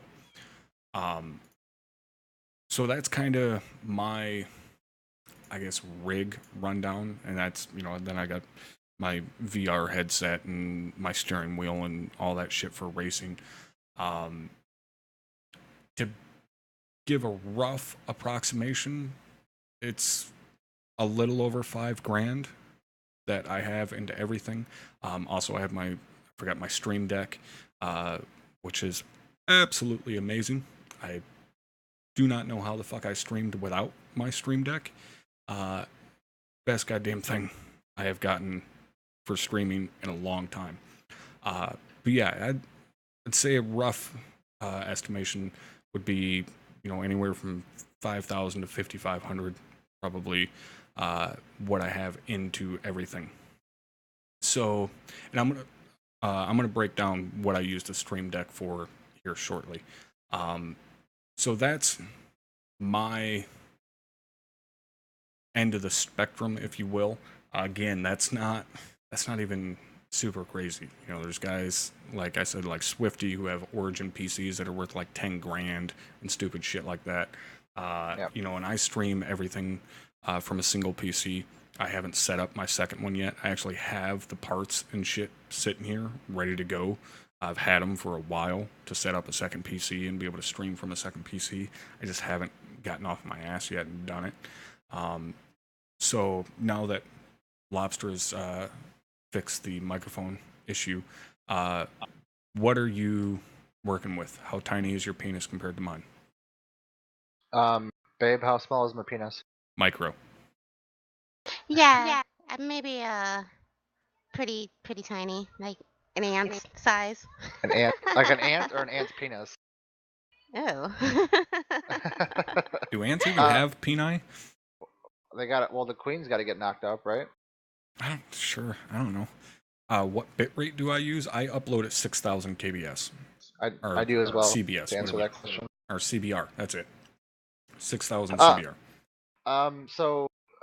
So my end of the spectrum would be like bare minimum. I have an AMD Ryzen 5 1400, which is like a 3.2 gigahertz processor. It's a quad core. 8 gigs of RAM, single channel. My graphics card, my GPU is like a RX 580, so it's all AMD. Our RX 580 is like a. Those 1060. aren't that bad, right? It's like a 1060. Yeah, that's not but like bad. a little. It's like a 1060, but a little lower. The benchmarks, is it a 3 gig card? It's a 4 gig card. Okay. Yeah. And then it came with a gigabyte HDD, but when I bought it, I'm like, no, we're not doing that. So the first thing I did, the first thing I purchased with it was a 120 gigabyte SSD. I brought it home, I set it up, I cloned the hard drive over to the SSD. and now everything boots off my SSD. I use it for Windows, and I use it for same as you. I use it for my OS, and I use it for ArmA because seriously, fuck waiting any longer than I need to load up Right. ArmA or load into the server. It takes long enough as it is. Although to be fair, it's a lot easier. It's probably more beneficial to have GTA run off your SSD than ArmA because Yeah. GTA takes fucking forever. Oh to my load. god, it's fucking ridiculous, dude. Absolutely ridiculous. Monitors. I got a 27-inch Dell. It's a FreeSync, 75 gigahertz refresh, 75 refresh. Mm-hmm. Keyboard is a CyberPower. It came with the tower. Mouse is like it's a Razer Mamba something. It's only got 2 buttons on it, like 2 side buttons. Oh yeah, the ones on your thumb. Yeah. Nothing fancy, like $50 mouse. My headset's like I had the HyperX Cloud 2, but that finally shit the bed. Oh, so now holy I have shit, a you HyperX. actually killed one? Yeah, I killed one. Now I have a HyperX, whatever the fuck this is. It's the lowest of lowest tiers. The regular it's a wired cloud. head. The regular cloud, maybe. Yeah. It doesn't have surround sound, which whatever. I wasn't a fan of the Cloud 2 surround sound, anyways. I never used it. Yeah. It's 3.5 millimeter. The only thing I like about it is that the microphone, when you flip it up, it mutes it. And that's for me when I'm streaming, especially. That's a really big thing that I don't have to alt tab to mute my shit or press a hotkey. I just pop my microphone up. See, that being said, oh, go ahead. Well, no, I was just gonna say that was my biggest problem with my HyperX Cloud 2 was that it had a boom microphone. I hate fucking boom microphones, which I know that's that's what gaming headsets always have. That's what you have to have. Yeah. But that's the whole reason. I mean, aside from the fact that the popping and shit like that because the shit's so close to your mouth and stuff. That's one of the big reasons why I wanted to go to a traditional condenser microphone on a stand or an arm or whatever, is so I didn't have a fucking boom sitting in front of my face because I smoke. I could not tell you how many melt marks there were in the fucking little foam on the end of my fucking HyperX Cloud 2 because I'd be in the middle of an ArmA operation, and 90% of the time during an operation, I got a fucking cigarette burning, whether it's, I'm taking a hit off it or it's just sitting in my mouth while I'm playing, and it ended up burning the fuck out of the end of my microphone all the time.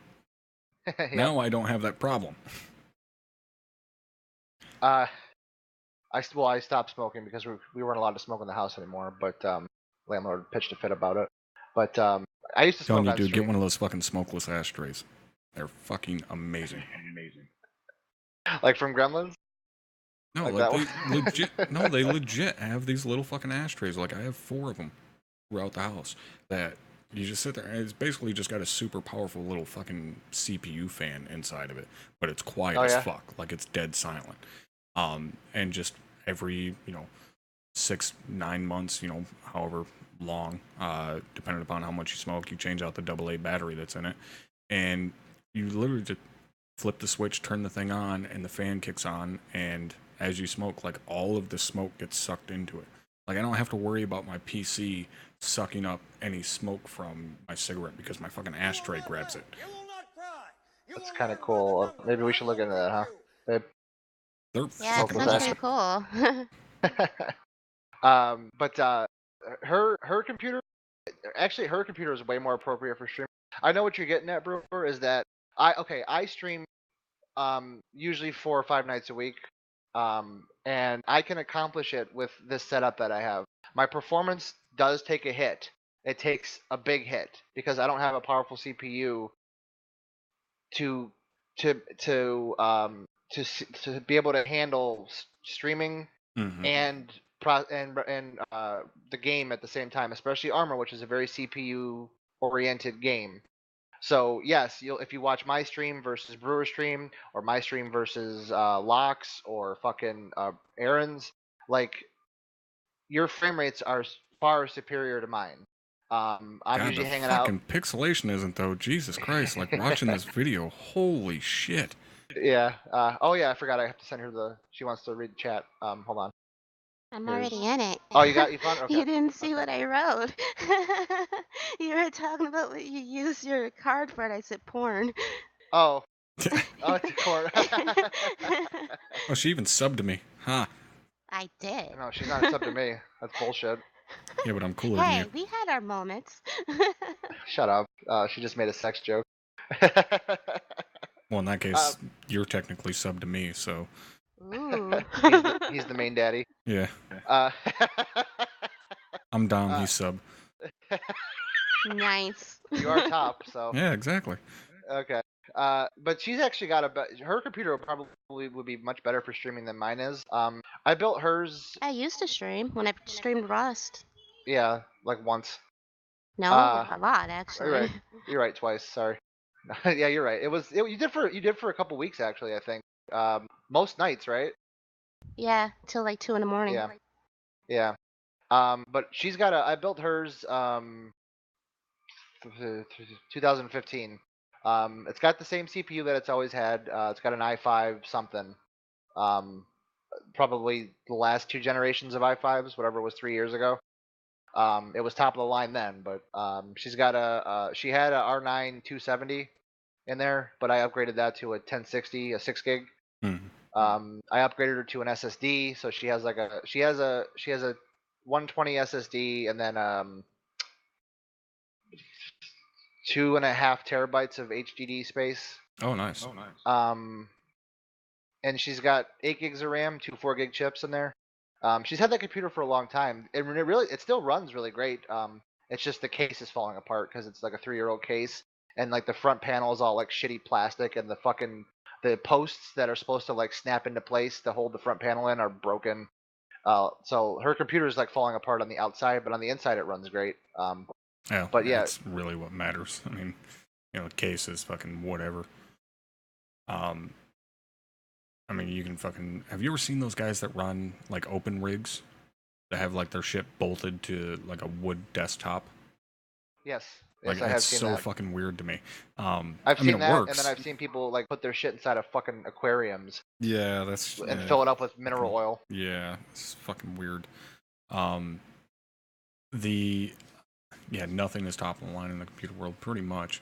But the thing I wanted to point out, though, too, is when I first got my computer,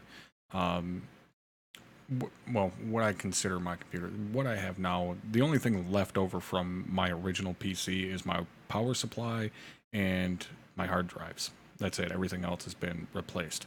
But when I first got like really into PC gaming, I had a PC thing was all kinds of fucked up. It had caught on fire twice when my brother owned it.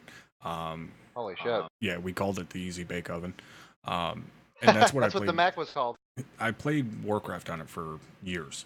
And then finally one year I was like, you know what, fuck it. Taxes this year, I'm just gonna fucking buy a PC. And you can find those guys on Craigslist that, build PCs and sell them for $500, $600, $700, whatever, Her first PC I bought off of Craigslist, and it was from fucking scumbag, filthy. Oh my god, never again. His house, was like a fucking like Fallout 4 after the bomb went off. Oh my Like, god. it was terrible. Wow. Well, I got lucky. The guy that originally built mine, I've actually dealt with him a couple of times since then. Two of my brothers bought PCs off of him. He upgraded mine a couple of times. Super cool fucking guy. But when I first got my tower, I paid $500 for it. It was just the tower, and it had a AMD FX 6300, I think, CPU, and then the video card was, I think, a 760. And that's what I originally played ArmA on. Back when we did like Red Hammer and shit. That's what I was playing that on, was that PC. And when I tell guys like, yeah, I was getting like 5 FPS when we were assaulting Electro back then. Like, I legit was. I was playing at 5 FPS with that PC. And I, over time, slowly, started upgrading and, putting newer parts in and newer parts in and newer parts and better shit. And then eventually I made the switch and went over to all Intel shit from AMD. And that was like $600 when I made that switch. And, you know, put in a new motherboard, put in the 6700 CPU, and then I also did a video card at the same time. I think I put a 970 in it at the time. The 10 series wasn't even out yet, I don't think. And I had that for quite a while. And then when I built this one, because I actually built this one myself, which was like a proud moment for me. It was I can't even remember now. I mean, it was over $1,000. I remember that I dropped on all of the parts to build this, and you know, that was new motherboard, new RAM, new GPU. I mean, pretty much a whole new rig, you know, with exception to the power supply and the hard drives. And then the last upgrade I did was to switch to liquid cooling, because, you know, it's better. And I just seen that someone was saying something about liquid cooling in chat. Slow and Low said he didn't understand water cooling. I'm sure the guys in chat probably explained it to you while I was talking. Yes, seems like they did. But I will say water cooling does suck when you have, say, a fucking pump failure like I did a few weeks ago. And if it wasn't for Aaron and devious schemes between himself and Sid, Sneaky wife. yeah, I don't know when I would have been back up and running. Yeah, which is a really fun one when you get to explain to people, like, yeah, one of my very good friends and my old lady colluded behind my back to my benefit, and they're like, wait a minute, what? It's like, oh no, they weren't fucking or anything. They bought me a liquid cooler and had it shipped to my doorstep in 2 days. Assholes. Yeah, pretty much. You don't understand what the appeal is. I mean, really, it's just a matter of majority of people don't actually need it. I can tell you that. Vast majority of the people that have liquid cooling don't need it. They get it because it's cool, because all the high-end PCs have it. All the high-end PCs have it because high-end PCs, you're generally pushing as hard as you can. You know, you're overclocking CPUs, you're pushing your CPUs very hard, so you need to keep them as cool as possible. There's where liquid cooling comes into play. I myself got it primarily because of video editing. When I render videos for 2 to 3 hours at a time and my CPU usage is at 80 to 90% the entire 2 to 3 hour span, I have to keep that fucking thing as cool as possible. With air cooling, yeah, you're going to be running, 70, 80 degrees for 2 to 3 hours, which, one, is not fucking good for your CPU. Two, heats up the fucking room you're in, Ricky goddamn tick. As opposed to running liquid cooling, I can run my fucking CPU at 90% usage for 4 hours straight, and it won't go above 50 degrees. So, it's a huge benefit if you're going to be rendering video. But yes, the overall point of the talk of hardware porn is basically, you don't have to have what I have to be able to stream. No. Not at all. And to even further emphasize that, I used to stream on a laptop, remember? Yeah, exactly. What I have, one, like I said, it's because, I'm a total fucking hardware fanatic. Two, this is now my hobby. I don't spend money on riding gear anymore. I don't spend money on new tires for a bike anymore. I'm not drag racing anymore. I'm not dropping $100 plus a weekend just in fuel. There's the other hobbies that I used to have now rolled into my PC. So I don't have all of this other stuff that I'm spending money on. Now I can spend it on my PC. So that's kind of why I'm able to, Yeah, I have a $5,000 worth of gaming shit. When I was drag racing, I had a truck that had a $15,000 fucking engine in it. Jesus. That was just one part of it. That's not taking into account fucking thousands of dollars worth of exhaust work, hundreds of dollars every couple of months in tires. It believe me, what I do now is insanely cheap compared to what I used to do, thankfully, because I don't make as much money as I used to.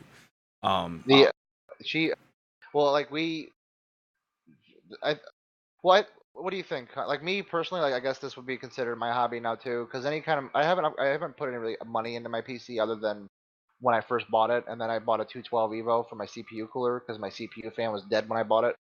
But I guess that's what I would consider to what I put. I have plans, like I have a whole wish list on Amazon of shit that I'd like to have one day to upgrade my PC specifically for the purposes of streaming at a higher frame rate, so that it looks more appealing. Um, what's your baby's photography, right? Would you say like that's your hobby? Well, yeah, but I would like to go back into streaming one day. I want those dual monitor sets. Yeah. Well, hers is like a 32-inch TV, like yours, Brewer, Mm-hmm. but she only has the Remember one. the time I streamed on my what was it, a 74? I don't want to remember talk back about in the that day screen. playing My fucking. huge ass TV. I remember back in the day playing Warcraft on my 50-inch flat screen. Oh I had the man. biggest nerd boner on the planet. She used to have like a 60 something, 70 something inch TV that It was was her huge. monitor, I and bought it, and he's like, "You need that for gaming?" I'm like, yeah, "Yeah." she used to play like The Sims on it, and it's like, come on, man. I have 4 monitors. I can't say shit. I know. Aaron has 6. Yeah, but Aaron's fucking ridiculous. Yeah, he's the worst. He's a piece of shit. I love him. Um, I will say, obviously you don't have to have multiple monitors for streaming, No. but I I would will like say a minimum of 2 Yeah. is very, very, very highly recommended. Absolutely. Like, even just so you can see chat, even if that's the only fucking thing you have on your second monitor is to see chat, it's huge. That's exactly what I would do. My monitor, my main. I thought he had 6. I don't know why, Aaron. I thought he had 6. He says he has 4, but I'm pretty sure he has 6. I think he's lying. Yeah. Well, no, the other 2 are in his truck. Yeah, that's right. But I would have 2, definitely 2. One for the game and one for the chat. As it stands right now, I supplement that by having chat on my phone. Right. And I just have my phone next to me and I just glance over at it. But it's kind of frustrating because I'll miss things sometimes, as opposed to just being able to look over at the other monitor. But yeah, 2 monitors I think is, if you're going to stream, as far as like comfort goes and like just like ease of access and like just like quality of life, having 2 monitors is a big deal. Like it's really like a breath of fresh air. Yeah, absolutely. And that was something by the time I started streaming, I was already running 2 monitors. I got into that when I was doing Warcraft, mostly so that I could have, TeamSpeak or Vent or Mumble, whatever the fuck we were using at the time, open on one screen and then have, Warcraft open on the other one. So when I started streaming, I already had 2 monitors. And then I was like, man, it would be fucking really nice to be able to have 3 monitors, because then when I started streaming, I was like, well, shit, I have chat and, OBS that I gotta have open, and then, well, fuck, I still need TeamSpeak open while I'm in game and shit. I don't have enough room on my fucking screens, so then I got a 3rd monitor, and that's like, even still to this day, my one monitor is solely for TeamSpeak. My left monitor is only used for TeamSpeak. My TeamSpeak is open full screen on that left monitor at all times. If I'm in TeamSpeak, it's on that left monitor. That is the only fucking thing that goes over there. Everything else goes on the top one or the right one. And that's why, like, when you guys hear someone fucking hot micing in game while we're all in server and somebody gets fucking disconnected, And then, some of you that are in game will probably hear so-and-so has been moved from the channel. Vast majority of the time, it's me moving them from the fucking channel because I can quickly look over, and because my TeamSpeak is full screen on a fucking 24-inch monitor, I can, rip through the names real quick and see, okay, that person's TFAR isn't connected, get the fuck out of the channel, and move them to a different channel. So it's definitely a benefit to have 2 monitors. It's not required, but highly fucking recommended. So before I get into the other piece of hardware that I use, which is my Stream Deck that I absolutely fucking love, I cannot recommend it anymore. I wish they would fucking pay me, but they don't need to because their shit's so good. I want to talk a little bit about software. What we use to stream and so on. Now, I'm pretty sure both of us use OBS, correct? Streamlabs OBS. Okay, you're yes. using Streamlabs OBS. Yeah. I'm back to using the original one just because, it really doesn't matter for me. I can definitely understand the appeal of Streamlabs OBS. It has everything that I have open right now in one fucking window, which is great. Like right now on my right monitor, I have the chat takes up half my monitor because, Windows did the whole thing where you can do quarter and half and all that shit, which is actually really nice. Yeah. My chat takes up half of my right monitor. My top right quarter is my alerts, my Streamlabs alerts thing. And then the bottom right is my OBS, where I can see my preview and my audio levels and all that shit. So my entire right monitor is all of my streaming shit.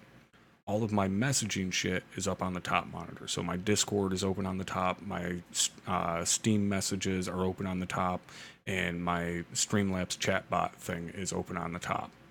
So that's all shit that, I'm rarely going to look at.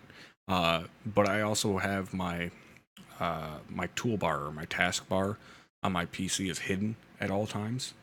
So the only time my taskbar pops up is when someone sends me a message. So that's something to, it quickly catches my eye. If I see my taskbar pop up on my right monitor, then I know I have a message on my top monitor. So if I see that pop up, I just look up and see, oh, okay, so-and-so sent me a message. Right. Which is pretty handy. So in terms of software, again, I use regular OBS, you use Streamlabs OBS, but they still work the exact same way. Obviously, Yep. All the same shit. But what we, mentioned this earlier. So you stream at 6,000 CBR as well, correct? Right. Whatever the bit rate is 6,000 KB kilobytes, whatever it is, 6,000, whatever. The number value is 6,000. Right, 6,000 kilobytes a second, which is basically Yeah. 6 megs per second. Right. And there's for a long time, guys have thought that that's the max that you can stream at because that's what it used to be. 6,000 was the maximum CBR that you could stream at, unless you were partnered, I think it was, or no, before it was 3,500 was the max for non-partnered, 6,000 was the max for partnered.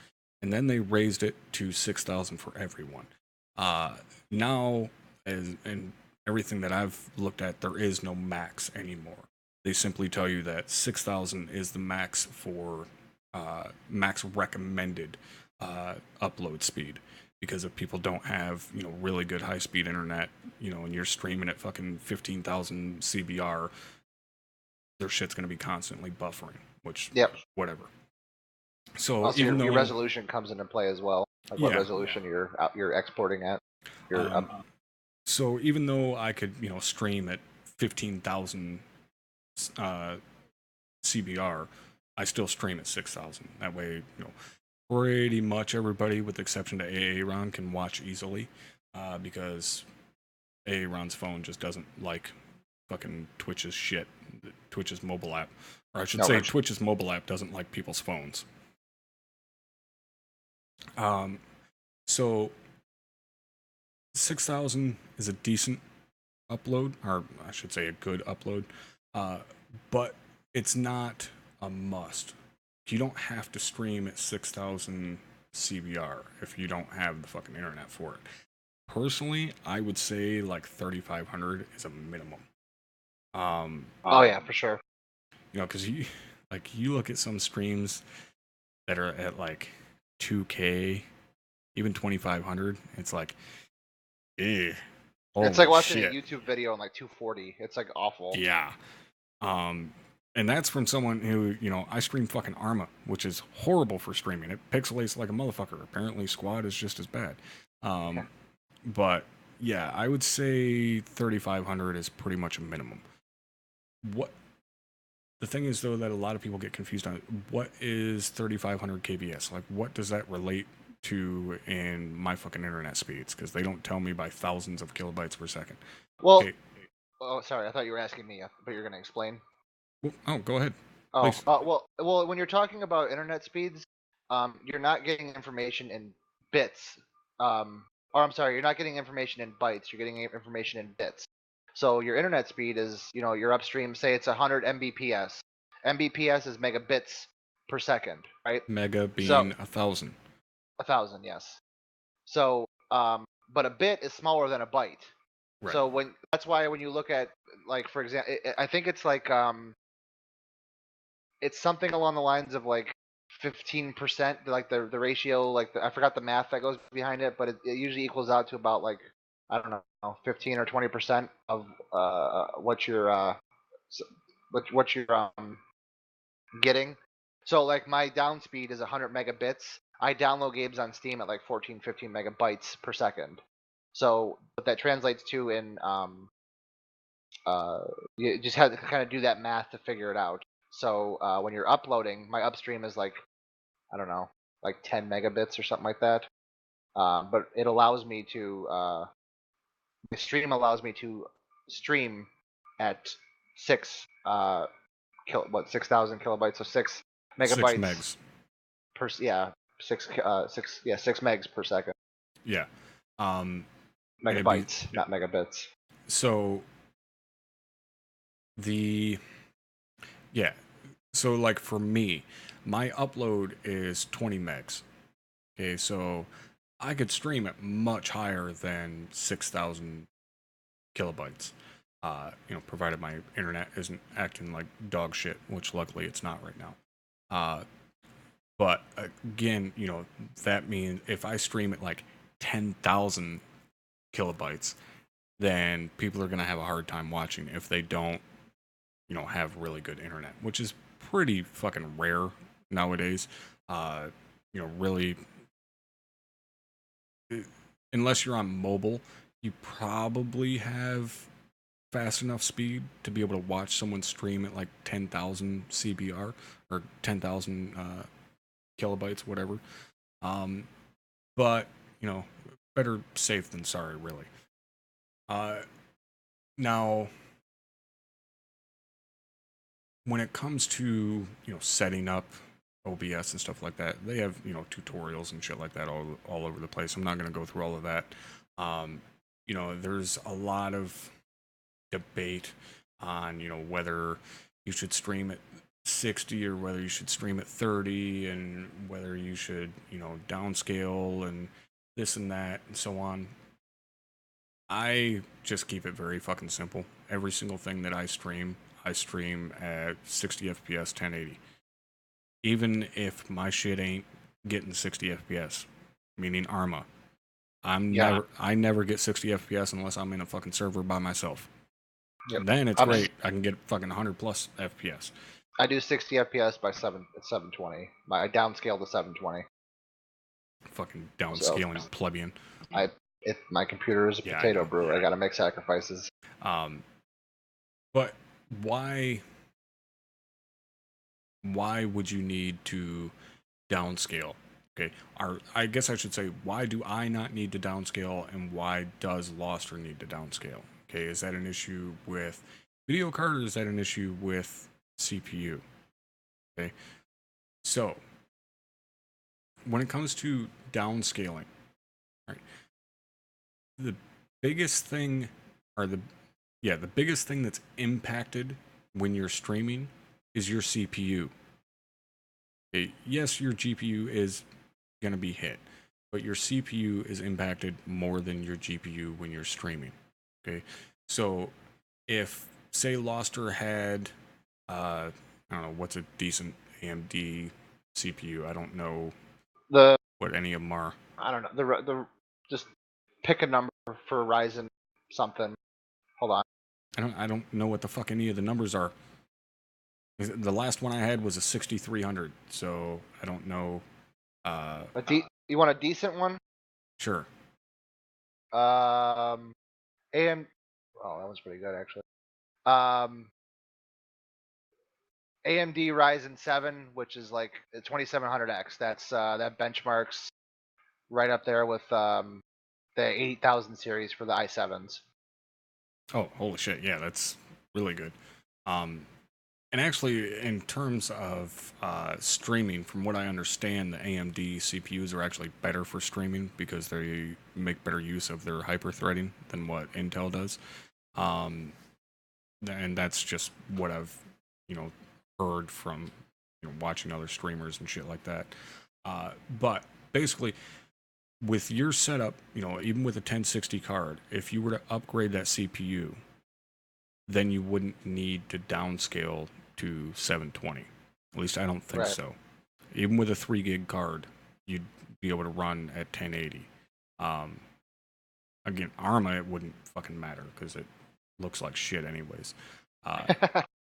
But the thing is, when you're starting out streaming, you really want to run a couple of test streams and get your settings down 100% before you actually go live. And a lot of people don't realize that you're actually able to run a test stream on Twitch. On YouTube, it's easy to do because you can just set the fucking stream to unlisted and nobody's going to be able to see it anyways, unless you give them a link to it. Twitch, there is actually a code that you put in after your stream key that allows you to stream and it won't go live on your channel. You can sit there and watch your preview and watch your upload and make sure, your upload speed is good and shit like that, but it won't actually go live on your channel. Now, the downside is that you won't get to see necessarily how bad things are pixelating and shit like that. Because, like, when I'm streaming, if I look at my preview on my OBS, it looks crystal fucking clear. It looks just like it does on my monitor. But when I go back and watch it on my channel, that's when it gets all pixelated and shit because of the compression and everything like that. So you won't be able to tell that stuff, but you'll be able to check and see, what kind of hit you're taking performance-wise, what kind of frames you're getting, if your upload speed is good, if you're dropping a bunch of frames, so on and so forth. You can check all of your audio levels, which is incredibly fucking important for love of all that is fucking holy. Make sure your audio is squared away. Yeah. Yep. To balance out your fucking your output and your microphone have to be balanced. And to make sure you have your microphone in the correct position, so you're not way back here trying to fucking talk to people, and you're not way the fuck up here like swallowing the goddamn thing where I can hear your tonsils every time they fucking move. Please don't do that. Also, for me, this is like a conditioning thing that I learned how to do when I was making YouTube videos. I use regular headsets. I never had like a microphone that goes on a stand. Mm-hmm. So I've always used my headset to record my audio. My headset, I had to learn how to condition myself, and I still do it to this day, even when I'm not recording or streaming. I condition myself to breathe out the side of my mouth. That's not where the microphone is. I don't breathe through my nose. I breathe through the side of my mouth. And I have to do that because I've listened to YouTube videos. There's some of my older YouTube videos where you just fucking hear. Oh yeah, when someone's like you just hear that, and I actually I can't even do it because of the fucking. I can't even do it because like if I breathe heavily in my microphone, it doesn't even get picked up. I'd have to go back and like edit. Like luckily, I recorded my voice on a separate track through Audacity. Yeah. So that I could edit it as I needed to and try to cut out the background noise. But there's times where like I couldn't do anything about it. Like I would try to like fuck with the levels and try to like muffle it out, but it didn't matter. Like there's videos of me like during Armor 2 days where I'm just fucking breathing for like 10 minutes because I Yeah. couldn't do anything about it and I'm fucked. But Yeah, that's a big thing when you're streaming because it's always on. exactly. And that's well, I mean, you can be a fucking weirdo and use, a push to talk to your stream. It's weird. Yeah, it's fucking weird. But that to me is the number one fucking thing because again, I'm a total fucking audio whore. But if I go into someone's stream and it sounds like they're fucking, using their tonsils as a speed bag with their fucking microphone, I'm leaving immediately. Like I cannot deal with it. I hate it Yeah. so fucking much. Or if they haven't tested properly and the music in the game fucking drowns out their voice and you can't Mhm. hear what they're mumbling, like that's another big thing for me. That's a huge Well, nope. that's a thing though too where it's a little bit not necessarily easier, but obviously, I've got things a little bit better. I have, better equipment, but I I still have background noise that gets picked up. I mean, you guys can hear the kids screaming every now and then, Oh, or yeah. hear Sid yell at the dog or something like that, or hear somebody slam a door in the house. But when it gets picked up, one, it's crystal fucking clear because I got a motherfucking Behringer. But two, it isn't picking up, like I said, like me breathing or shit like that because I have fuck's the word I'm looking for. I don't know. I've got fucking styrofoam clown nose on top of it. I don't remember what the actual Puff filter. yeah pop filter. Yeah, but we always call them clown noses because it's one of the foam, Yeah, like actual like studio shit. I don't know, we just always call them clown noses. But yeah, so that to me is the most important thing is to have your audio squared away. But at the same time, you have to be kind of, I don't know, I had to do a lot of experimenting because I'm one of those people that generally when I talk, I'm not very loud. And I know this is, you all right now are going, yeah, right, you're fucking retarded. Yes, when I yell, I can get somewhat loud if I raise my voice. But the vast majority of the time, if I'm just normally speaking, I don't speak very loudly. And that can be a problem when you have a normal headset microphone because you'll set your audio levels, for someone like me who's generally pretty fucking quiet, set your audio levels for that, and then because your microphone is 2 fucking inches away from your mouth at maximum, when you do get a little excited, and for me, if I start raising my voice, there's a drastic difference in my audio levels from when I'm just sitting here talking and when I start yelling at somebody in game. There's a huge difference in audio levels. With a headset microphone, that's a big problem because you're going to start peaking your microphone. It's just going to be all kinds of bad shit. For me, it's not as much of a problem because I have a nice condenser microphone. It's on a boom. When I, especially if I'm conscious of it and I know I'm about to be yelling, I'll kind of back away from my mic a little bit because I know I'm about to be projecting my voice a lot. So I'll kind of back away a little bit. With a headset mic, you don't really have the same opportunity per se because those microphones, you have to keep in mind that those microphones are so goddamn small. They're tiny. So their window for pickup is very tiny. That means if, that microphone is 2 inches away from your mouth and you have your audio set up for picking up normal dialogue levels and then you start yelling, it's going to peak the microphone. If you pull the microphone away 2-3 inches farther than what it is, so now it's pulled all the way out 5 inches away from your mouth and you start yelling, it's going to sound like you're yelling from the end of a hallway because their pickup window is so damn tiny. And that's why when someone has their microphone flipped up or whatever, that's why they sound like they're fucking a million miles away or like they're on the other end of a fucking house talking to you because they have such a small window for pickup in those tiny little microphones. As to where, like, my microphone, I could stand 2 feet away from it and actually project my voice like I'm, doing something in a studio, and you guys would hear me like I was sitting right here clearly talking to you. But at the same time, if I start yelling and screaming, I can pull the microphone away a little bit, 3-4 inches, and it's going to sound the same. The audio levels aren't going to peak because I moved it away a little bit, and the pickup for it has a lot more room. But yeah, I know I keep going on fucking rants here, guys, and I apologize for that, but if you're going to get started at all streaming or making videos, any type of content, audio levels are like the most fucking important. I mean, I rank having your audio shit squared away even more so than your fucking video. Like, I can deal with some pixelated bullshit. I can't deal with hearing your fucking nostrils. Yep, I can deal with that too. I can deal with bad frame rate.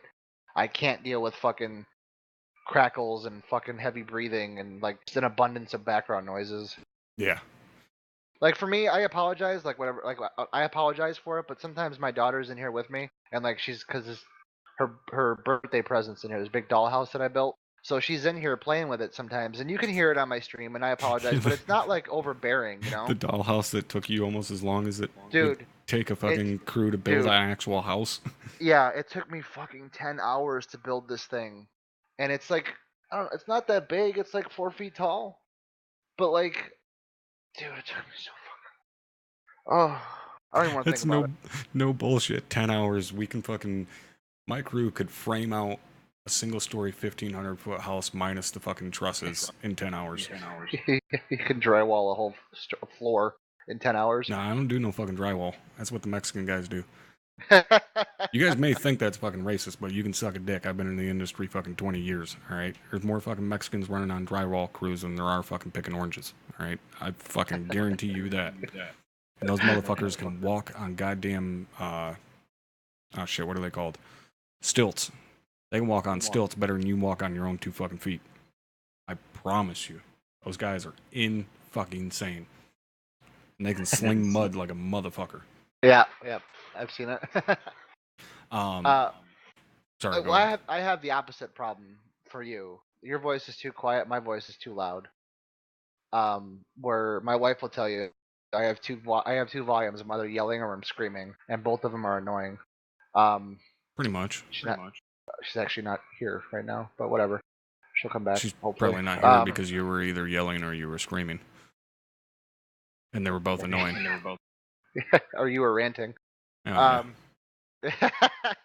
But for me, it's like I always have to like turn it down a little bit to kind of compensate for the fact that I yell.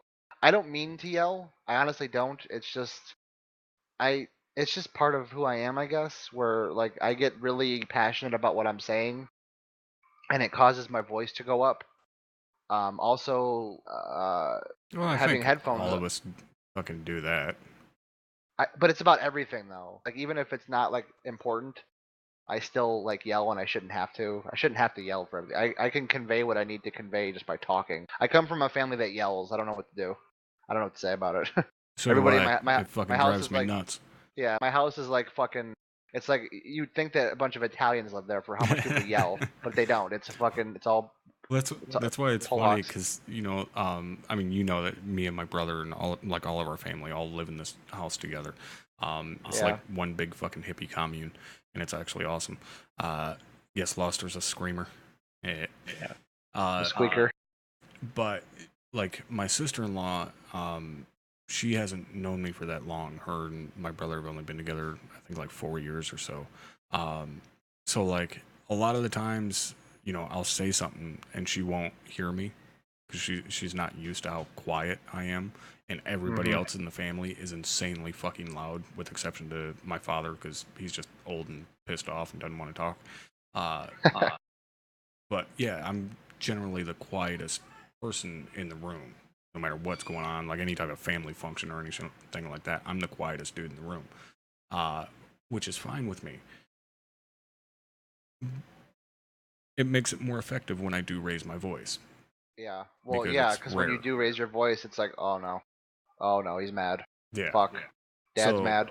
like right now, like in my OBS, my audio levels, what you guys are hearing right now, what's coming in through my headset. Well, that's the other thing that you guys need to understand is when you set up your OBS, your inbound audio, okay, not your microphone, your incoming audio, your headphones, speakers, whatever.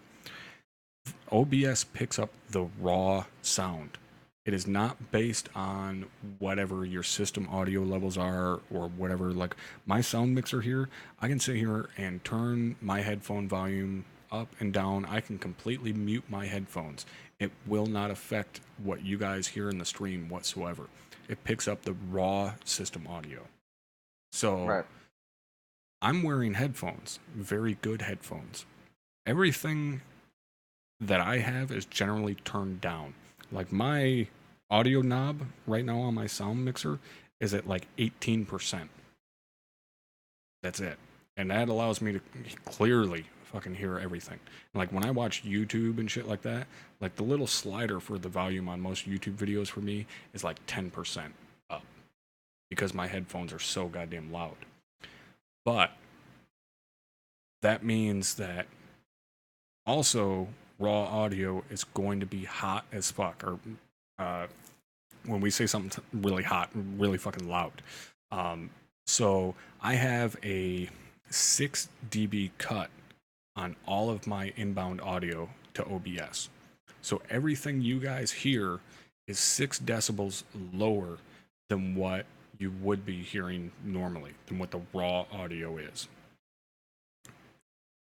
But there's 2 reasons for that. 1, because it would be loud as fuck. 2, so you can fucking hear me over top of pretty much anything that's going on, with this exception to, some loud explosions and shit in ArmA and stuff like that. But it's still a pretty good middle ground where you guys are going to hear me over top of everything else. But how do I achieve you guys being able to hear me over everything else, especially considering when I talk, it's generally pretty fucking quiet? I have an 8 dB gain just in OBS.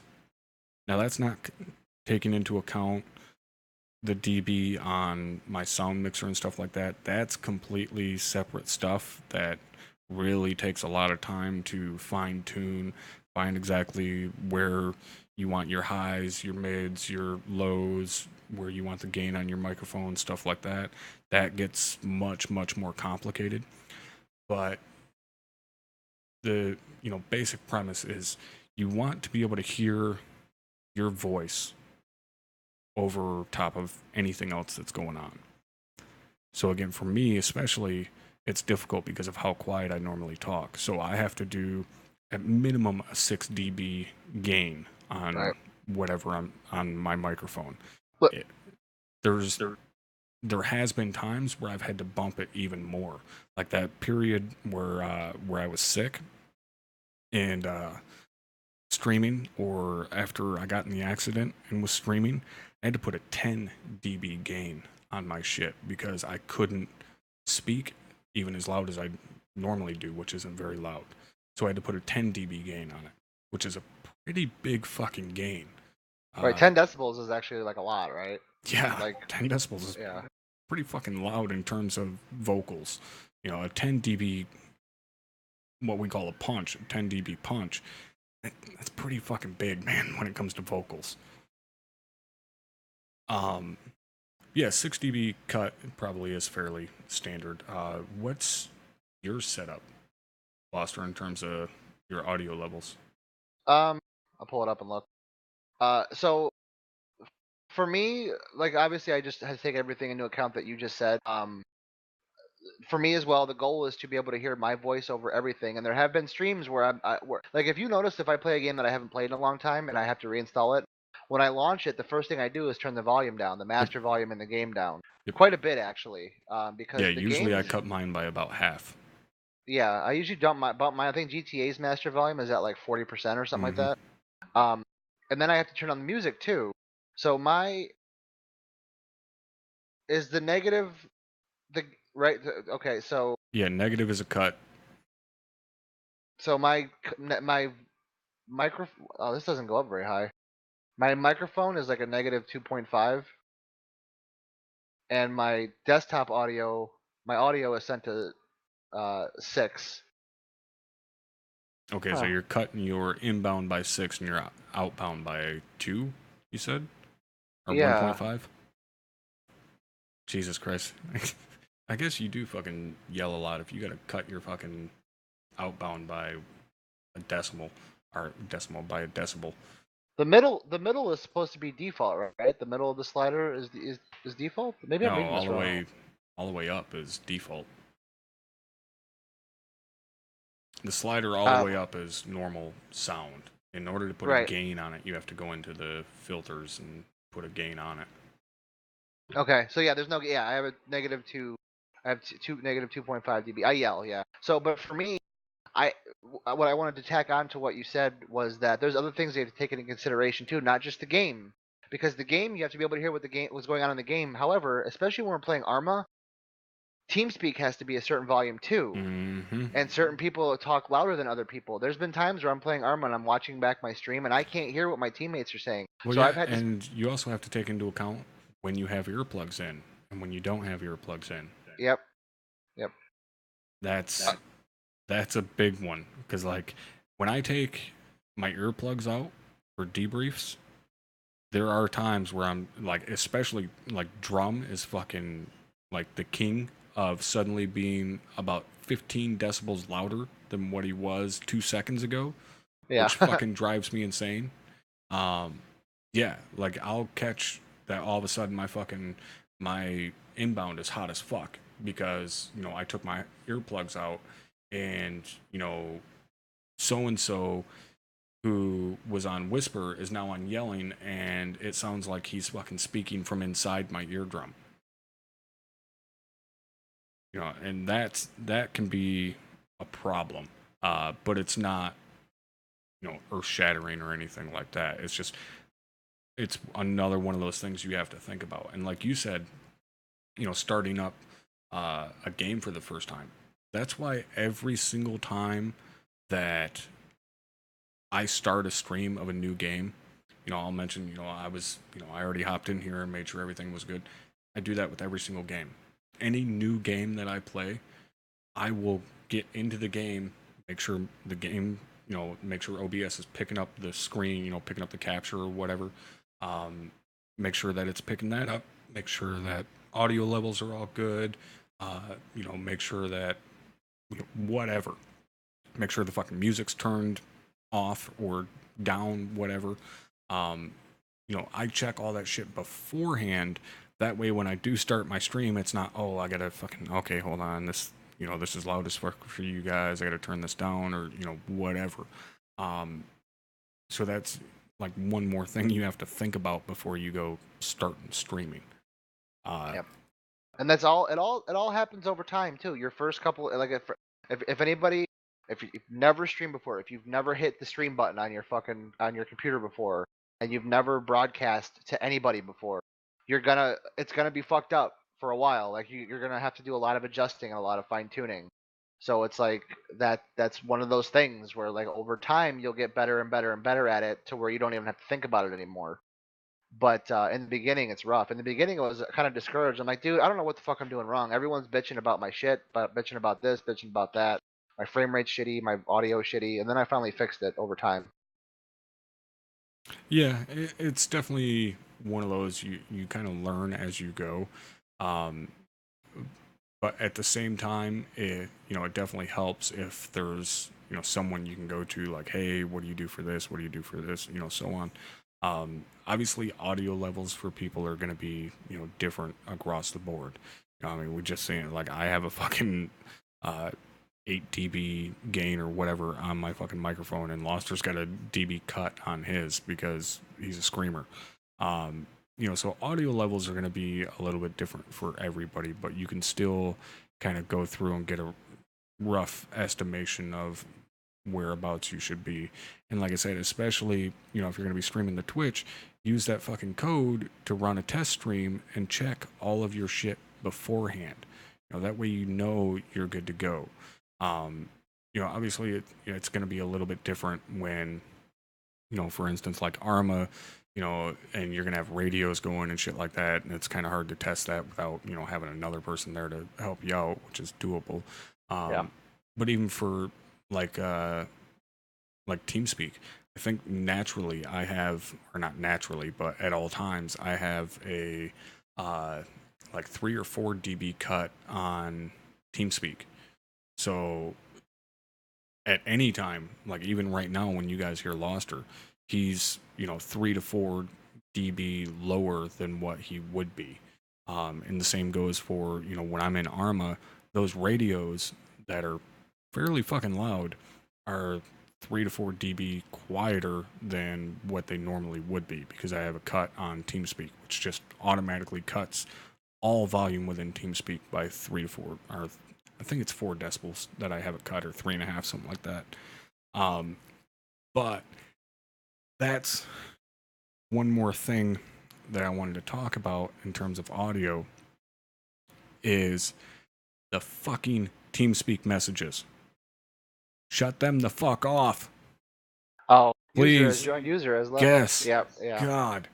At least if you're doing shit with us, if you're doing operations and stuff like that, and you're streaming it or recording it, turn off your fucking sound pack. I know it's handy, especially if you're not running multiple monitors, to know when someone comes into the channel or whatever. I understand it. But at the same time, when you've got 60 fucking people joining a room, or 60 fucking people leaving a room, like, fucking hell, turn off your notifiers, dude. I'm guilty of it. I've been trying to be on more top of it lately. I go to sound pack. If you do it in TeamSpeak in the menu, and like go to options, sound pack, and then like disable it there, it's temporary. It'll disable it until you close TeamSpeak and open it again. Because I like having it on, but not during an operation or during like platoon training or anything. Oh yeah, my shit's off at all times. I like having it. I have it turned. I don't know. I like knowing when someone joins or when someone leaves. I'd like to be right. Well, again, it's a little bit different because I have a whole fucking monitor dedicated to TeamSpeak, so I can just look over and see vast majority of the time. Yeah, there's still times when I miss, but I have all of my audio like notifications on anything muted. My TeamSpeak doesn't make any noise. Even when someone pokes me, doesn't make fucking noise. My Steam doesn't make any noise when someone messages me. My fucking Windows doesn't even make noise when someone messages me. Like if a fucking Windows update notifier fucking pops up, the shit don't make noise on my PC. Nothing, unless I say, yes, I want you to make noise come out of you. Nothing on my PC makes noise.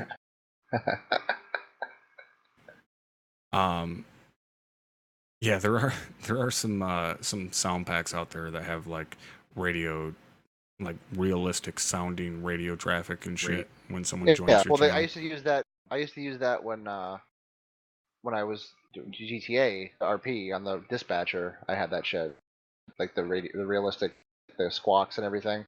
I thought that was pretty cool.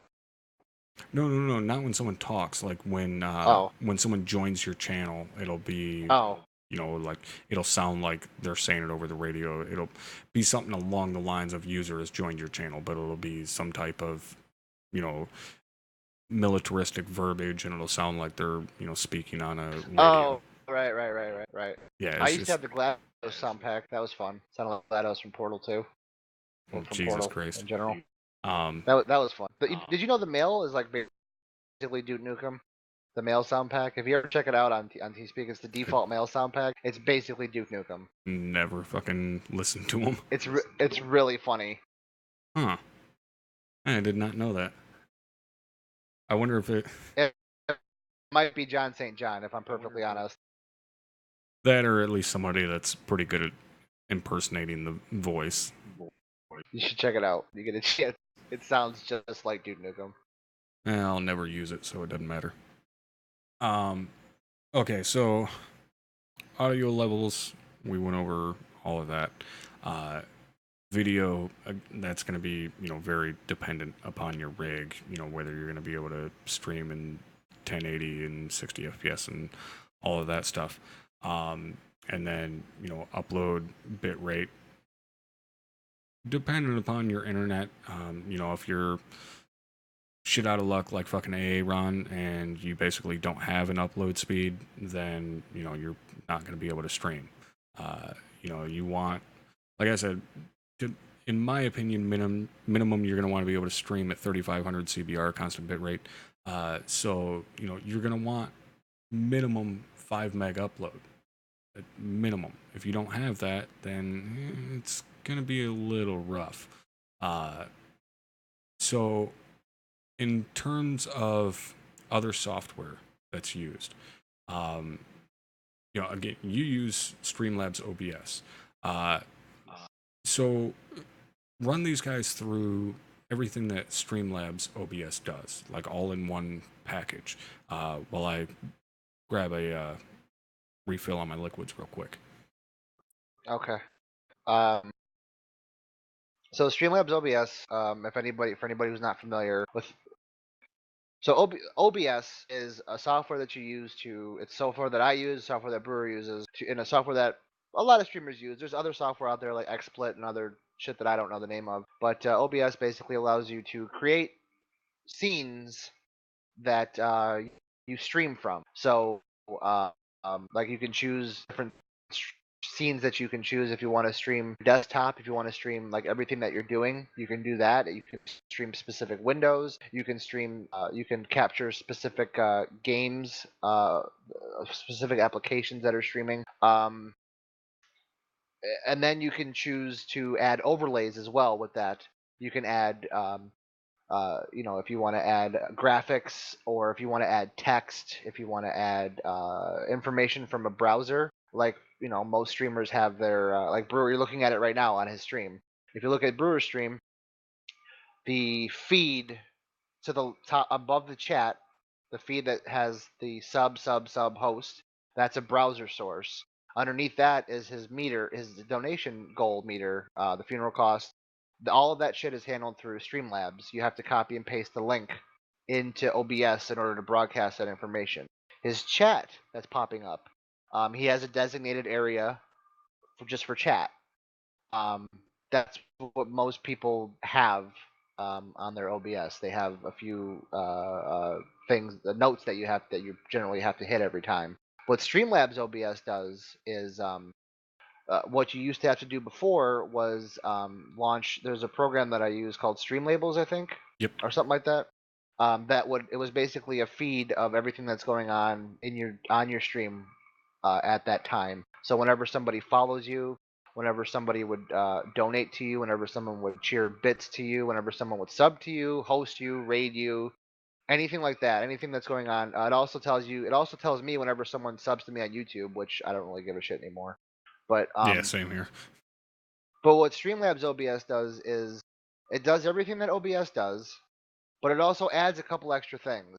Streamlabs OBS allows you to they make themes that you can use for your stream. I use one of those themes because I don't know anybody. I don't know enough about editing or photoshopping to make my own, and I don't like asking people to do that kind of shit for me.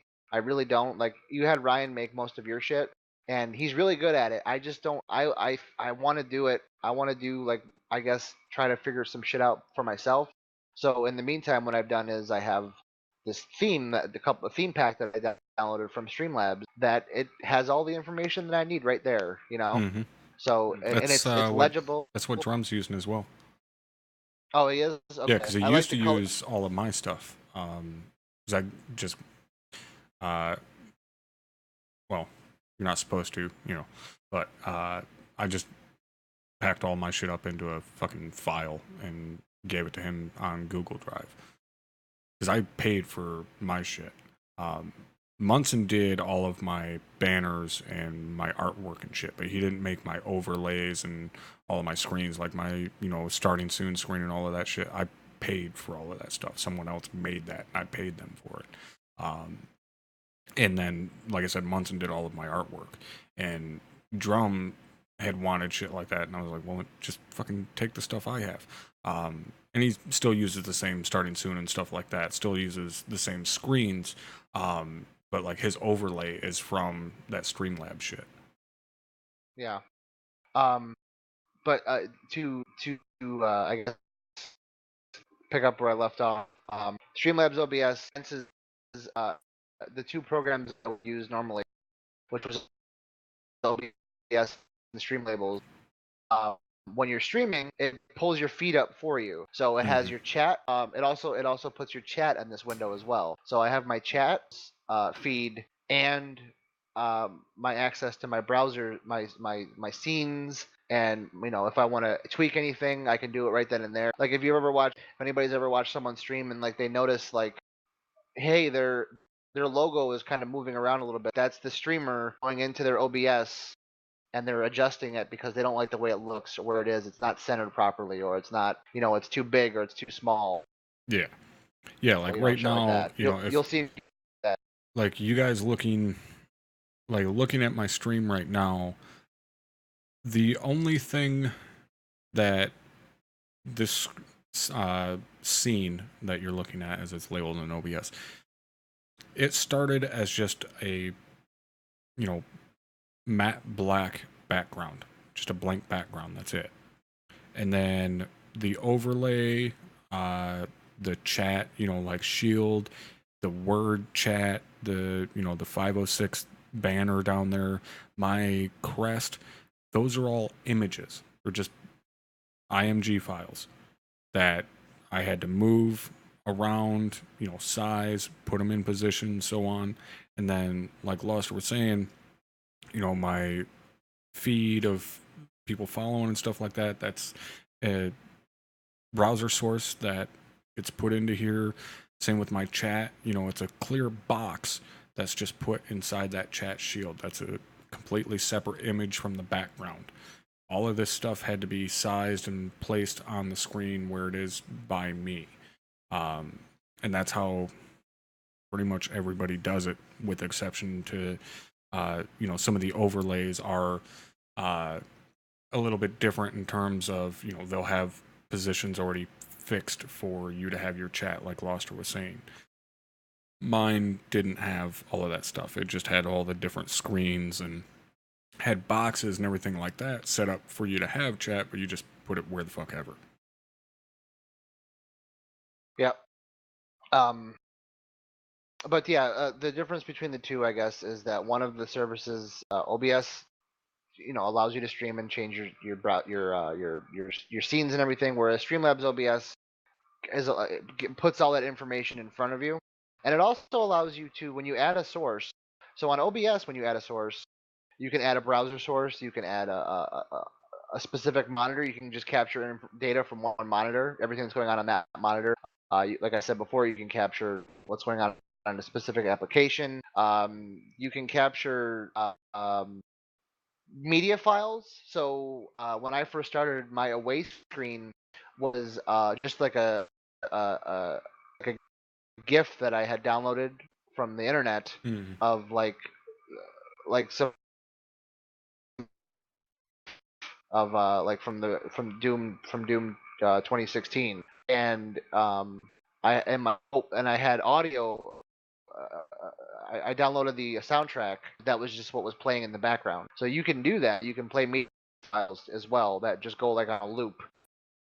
So like if at any moment I could switch thing away, and it would cut my audio and just play just audio from the music file. So I could still hear everything just fine, but the audio file is what was playing on the stream. So I could talk if I needed to. I could listen to other people on, whatever I needed to do.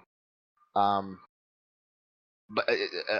Streamlabs allows you to insert. Streamlabs OBS allows you to insert Streamlabs information, Streamlabs sources straight immediately. You don't have to copy and paste a browser source. Right. It's just a lot more streamlined. Yeah. You can just one click. You can add in your sub feed, your follower feed. One click, you can add a chat box. One click, you can add the jar. I have a jar on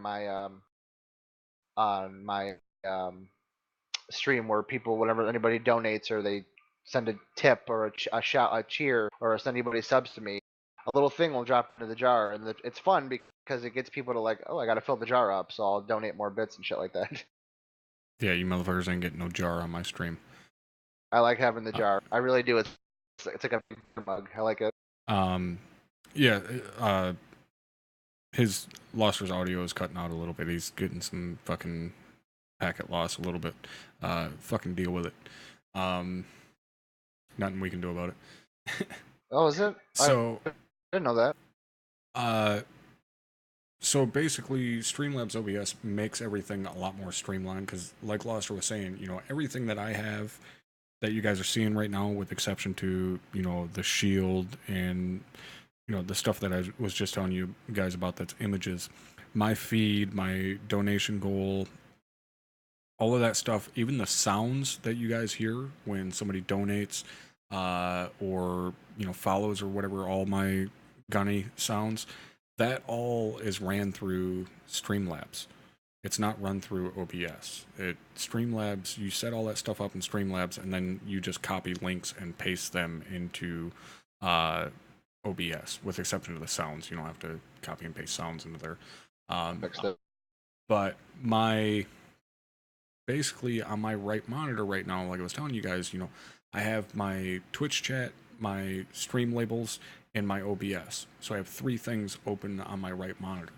Streamlabs OBS takes all 3 of those things and puts them into one program, which for me doesn't really matter all that much. I have the RAM, I have the CPU. It's not putting it's not overstressing my system to have those 3 extra things running while I'm streaming. It's no big deal. For some people, it is. So it is a lot better to have, you know, instead of having 3 programs open, to just have 1. So that's why, for me, I tried Streamlabs OBS. I thought that at the time that might have been the reason I was dropping a lot of frames a while back. It wasn't. But I switched back to using regular OBS, and I haven't gone back to using Streamlabs OBS just because I don't really need to. It doesn't make a difference for me either way, which one I use. They're both pretty much the exact same. Now, that's actually, Zionite, very good segue, because that's the next thing I wanted to talk about, is the chatbot that I use. For the longest time, I tried to figure out how the fuck to get a chatbot that I could actually fucking name. Well, you couldn't without having a partner account for a long time. And then fucking Streamlabs, of all people, made their own chatbot. So basically, Streamlabs chatbot is a whole nother program that you download. And that's another thing that I have running. And that's up on my top monitor. Basically, what you do is you download the Streamlabs chatbot, and you have to make another Twitch account to get like a custom named chatbot.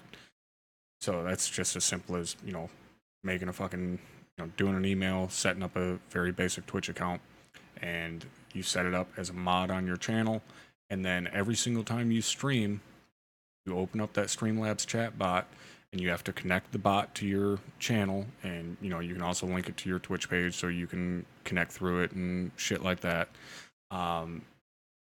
So you go through all of that, link everything, get it all set up, connect it to your stream every time you go to stream, and it's got all of the commands, you know, all the exclamation point, whatever the fuck you want. You set all that stuff up in there. It's got all the automated stuff, so like all the messages that you see the chatbot put in chat every so often without anybody giving it a command, that's all automated. I don't do anything with it. Every 10 minutes, that thing is set to send a message. I've got, I don't know, like 6 or 7 messages total, I think, that it just rotates through. Every 10 minutes, it puts a new one, the next message in the series in there, until eventually it rotates all the way through and starts back at the first one, which is very, very fucking handy. I Love it. Do you run a Nightbot or anything like that, Loster? I used to. Uh, I went to the Nightbot. I just googled Nightbot for Twitch, and I did that for a while. But when you mentioned the Streamlabs bot, I disabled Nightbot, and I started using that. However, I have to set up my. When I was using my Nightbot, I was doing the same thing that you were doing. If nothing happened, like either every 30 lines or every 10 minutes, it would say something. Are you enjoying the stream? Check out my YouTube channel. I had a few commands. I added like exclamation hello, which is the same thing that you do. Whenever you start streaming, you exclamation hello, puts a greeting. Uptime is another one that I would use, but I had to set all that shit back up again in Streamlabs chatbot. Right. I actually went and got the shit because a lot of the chatbot stuff like uses codes and shit, like different coding. You have to look up what the actual coding is because it'll use special symbols and shit like that to make it trigger certain things. I remember I went and fucking got the coding for the fucking exclamation point followage fucking command because of Liru. Because there's so many fucking people that come into my channel from his and were going to use that command, and they're like, oh, he doesn't have it, and it's like, no, because I'm not the same fucking person, but I'll go get one because I'm tired of fucking people asking about the goddamn thing. So I've had it for a long time, and the fucked up thing is, it seems like the day after I finally put the fucking followage command in there, nobody used it anymore. Like it's so fucking rare. I think maybe in the 3 months or so that I've had it, I've seen like 2 people fucking use it. And I'm like, all right, fuck all of you. Okay. So the chat bot is one of those.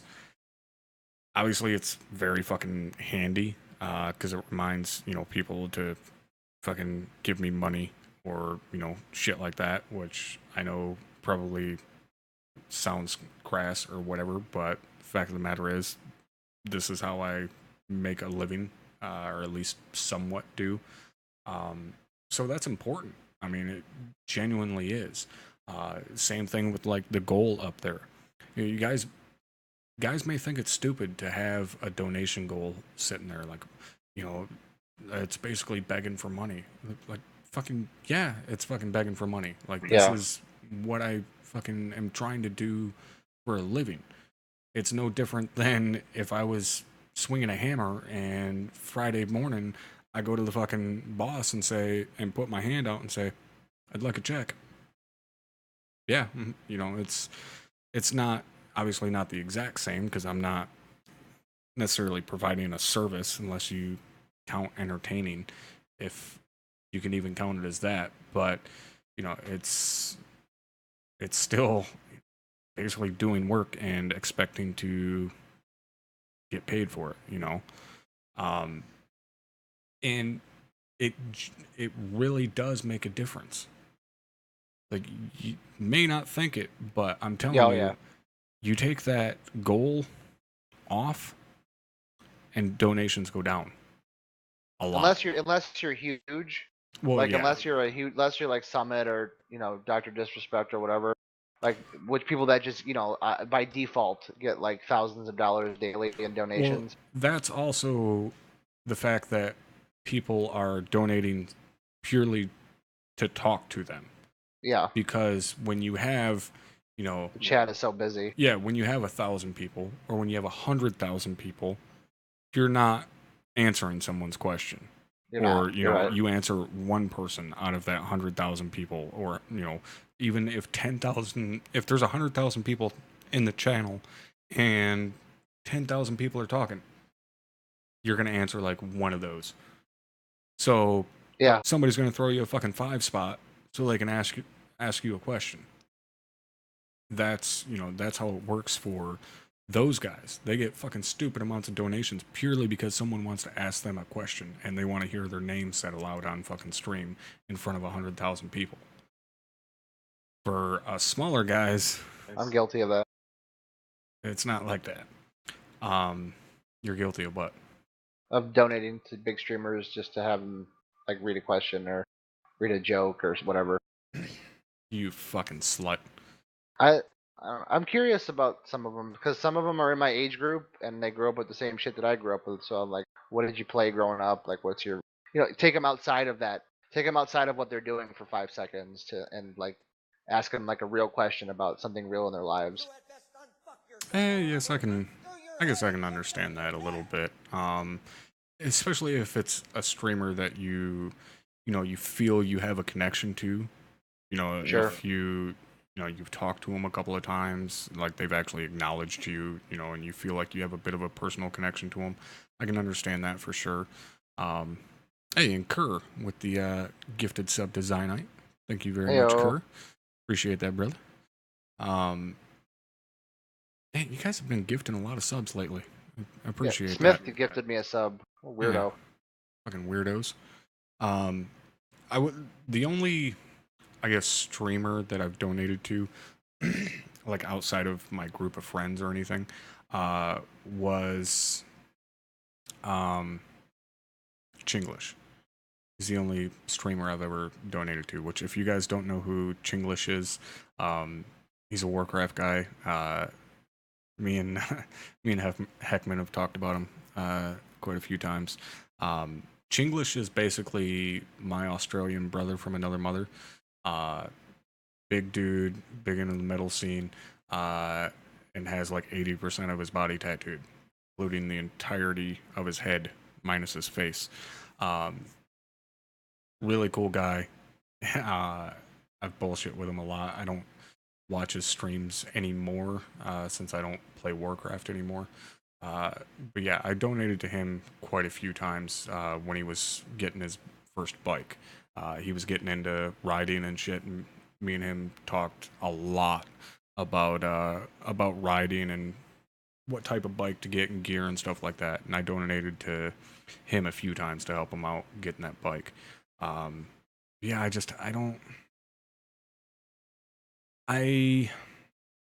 I think that some people, when they're donating to, someone like Summit or something like that, they like to tell themselves that they're donating to help support them. But I think it's a lot more selfish than that.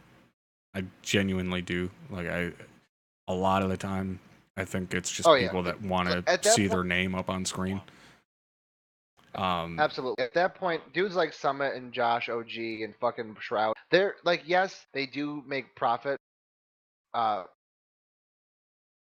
Holy fuck, what the fuck is my internet doing? I have no fucking clue. Wow, why is my ping so fucking high right now?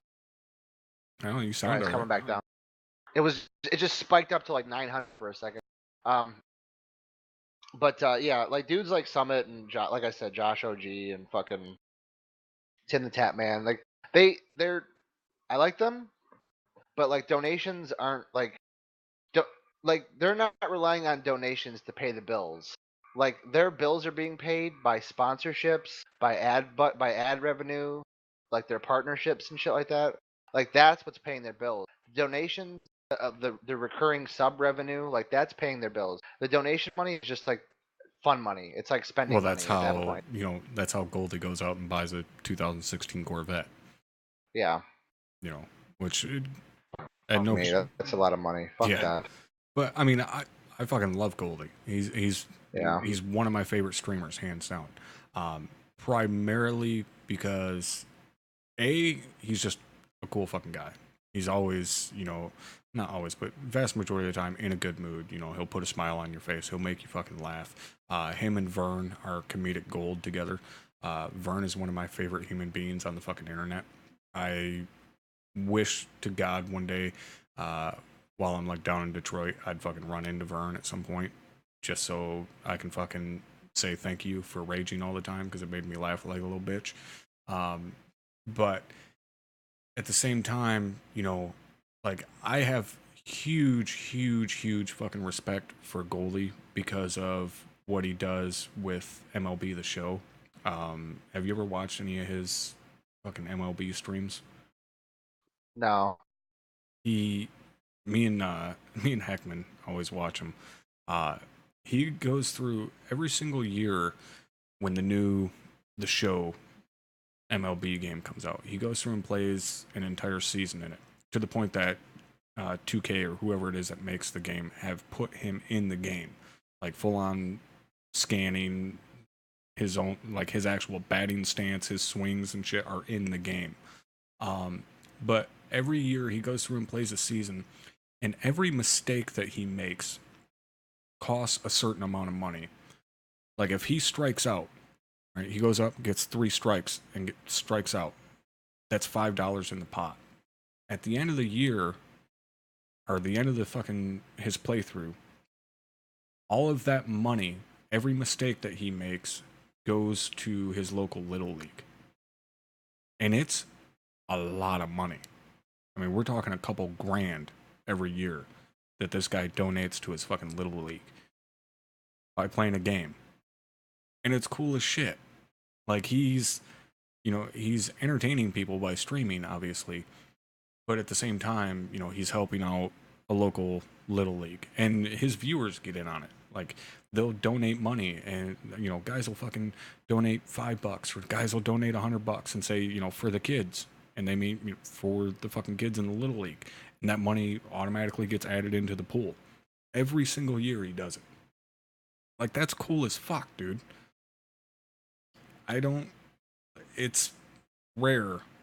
Granted, I don't necessarily watch all big streamers, but it's not that often I hear about them doing shit for charity. Aside from, like, what's the one big one? Extra Life. That's like the one biggest charity that, streamers do. AGDQ? Extra Life, yeah. Yeah, that's the one big one that I know of. Yeah. Well, and then there's like the AGDQ. There's a speedrunning one as well. Twice a year. There's AGDQ, which is Awesome Games Done Quick, and then SGDQ, which is Summer Games Done Quick. Hey, what the fuck is going on with your internet? You are getting a fuck ton of packet loss now. It's for cancer.org or whatever. I don't know. Yeah, you're all over the fucking place now. I think your fucking old lady's downloading porn or something. Probably what it is. Okay. I got completely fucking lost on what the hell we were even talking about. Streaming and shit and getting started. Yeah. I wanted to spend some time and talk about chatbot. That's it. So yeah, Streamlabs chatbot is what I use. There you go. So I wanted to real quickly go over the last kind of essential thing that I have for streaming, or not really essential, but kind of a must in my opinion, if you want to stream somewhat seriously, and that is my Stream Deck. So the Stream Deck is basically this little piece of hardware that you can get. I think it's like $120 or so. I know it was just recently on sale. But it's a little black box basically that sits on my desk that has 15 buttons on it. Those 15 buttons can be programmed to do just about fucking anything. Okay. And I should take a picture. Well, I guess it really doesn't matter. You guys can see pictures of them online, but I'll take a picture one of these days if I ever remember it, which I probably won't. But I'll take a picture of mine and post it in Discord so you guys can see how mine is set up. But basically, before I get into the really, really cool part about the Stream Deck, which is a recent addition, basically my Stream Deck, instead of having to mouse over, like you guys can see my mouse right here in the center of my monitor, instead of having to mouse over here to my right monitor and change, click on the different scenes in my OBS, I can just press a button on my Stream Deck, and it'll change to that scene. So if I wanted to switch from my podcast scene right now and go to my game scene, which is my game capture, when I go full screen in game, I just click one button. If I want to go to my BRB screen right now, I press that one button and it goes to my Be Right Back screen, so on and so forth. So I have a different button for each scene that I have. I also have a button to mute and unmute my microphone for the stream. I have a button to mute and unmute my microphone for TeamSpeak. I have a button to mute and unmute my audio for the stream. I have a button to mute and unmute my audio for TeamSpeak. I have a button to mute and unmute my alerts from stream labels. So if I don't want you guys to hear the gunny, I can press a button and you guys can't hear the gunny. Even when an alert comes through, it just mutes it. All kinds of fun shit that you can do with this thing. You can program it to, you press a button and it'll automatically play a selected piece of music. Bunch of different stuff. Press a button, it'll start your stream, it'll stop your stream, it'll start recording, stop recording, so on and so forth. Now the last really fun fucking feature is now they have multi-function buttons. This basically allows you to program a series of actions under one button. So now on my Streamlabs, right, when I start my stream, if you guys come into my stream as soon as I go live, right, you'll know that I run my intro, with right now, which you guys probably also know I change my intro all the time. Right now, the start of the intro is that speech from Jocko. It's called Good. So it runs that, and then it runs a song after that. And then it goes into this screen here, my podcast screen. All of that is handled by the press of one button. Okay, so I press my live button, and what that essentially does is over on my OBS, it automatically starts my stream. It then automatically opens up my program that I use for the countdown timer. It automatically switches scenes to my starting soon scene in case I forgot to switch it over. If it was still sitting on my ending scene or whatever, it automatically switches over to my starting soon scene. It automatically mutes my stream labels updates so that I don't have Gunny, yelling at you over top of my intro. It automatically starts my recording. And it's all set up so that it plays out like time-wise. You can put delays on it. So I know how long my intro takes. I know how long it takes from the time my stream goes live until my intro actually starts playing. I know how long after my intro gets done playing and between then and when it's going to switch to the actual podcast screen. So I know how long I need the countdown going, how long the it's time thing is going to be up there, and so on. All of that is handled through one single button. So I press one button, starts my stream, goes to the starting soon screen, starts my countdown, starts my intro music, mutes my alerts, and then I'm good to go for, 6 minutes or whatever. Then I just get to sit here and hang out and wait.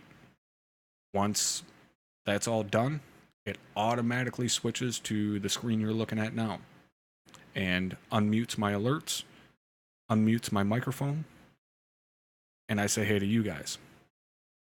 Game you're looking at right now is 7 Days to Die. So then when my stream ends, I press one key on my Stream Deck. That switches over to my stream ending screen, starts my credits that you guys see at the end of every stream, mutes my alerts, And then when it gets done with the outro music and the credits, it automatically stops my stream. So it automatically makes my stream go offline. And that's all because of that recent update with Stream Deck. It's just one press of a button and you can have it do any number of fucking things. I don't know if there's a limit on how many actions you can make it do. But it's absolutely fucking amazing. I loved the Stream Deck before that update. Now, after that update, fuck. It's the best, like I was saying earlier, it's the best fucking money I've spent in terms of, you know, shit for streaming.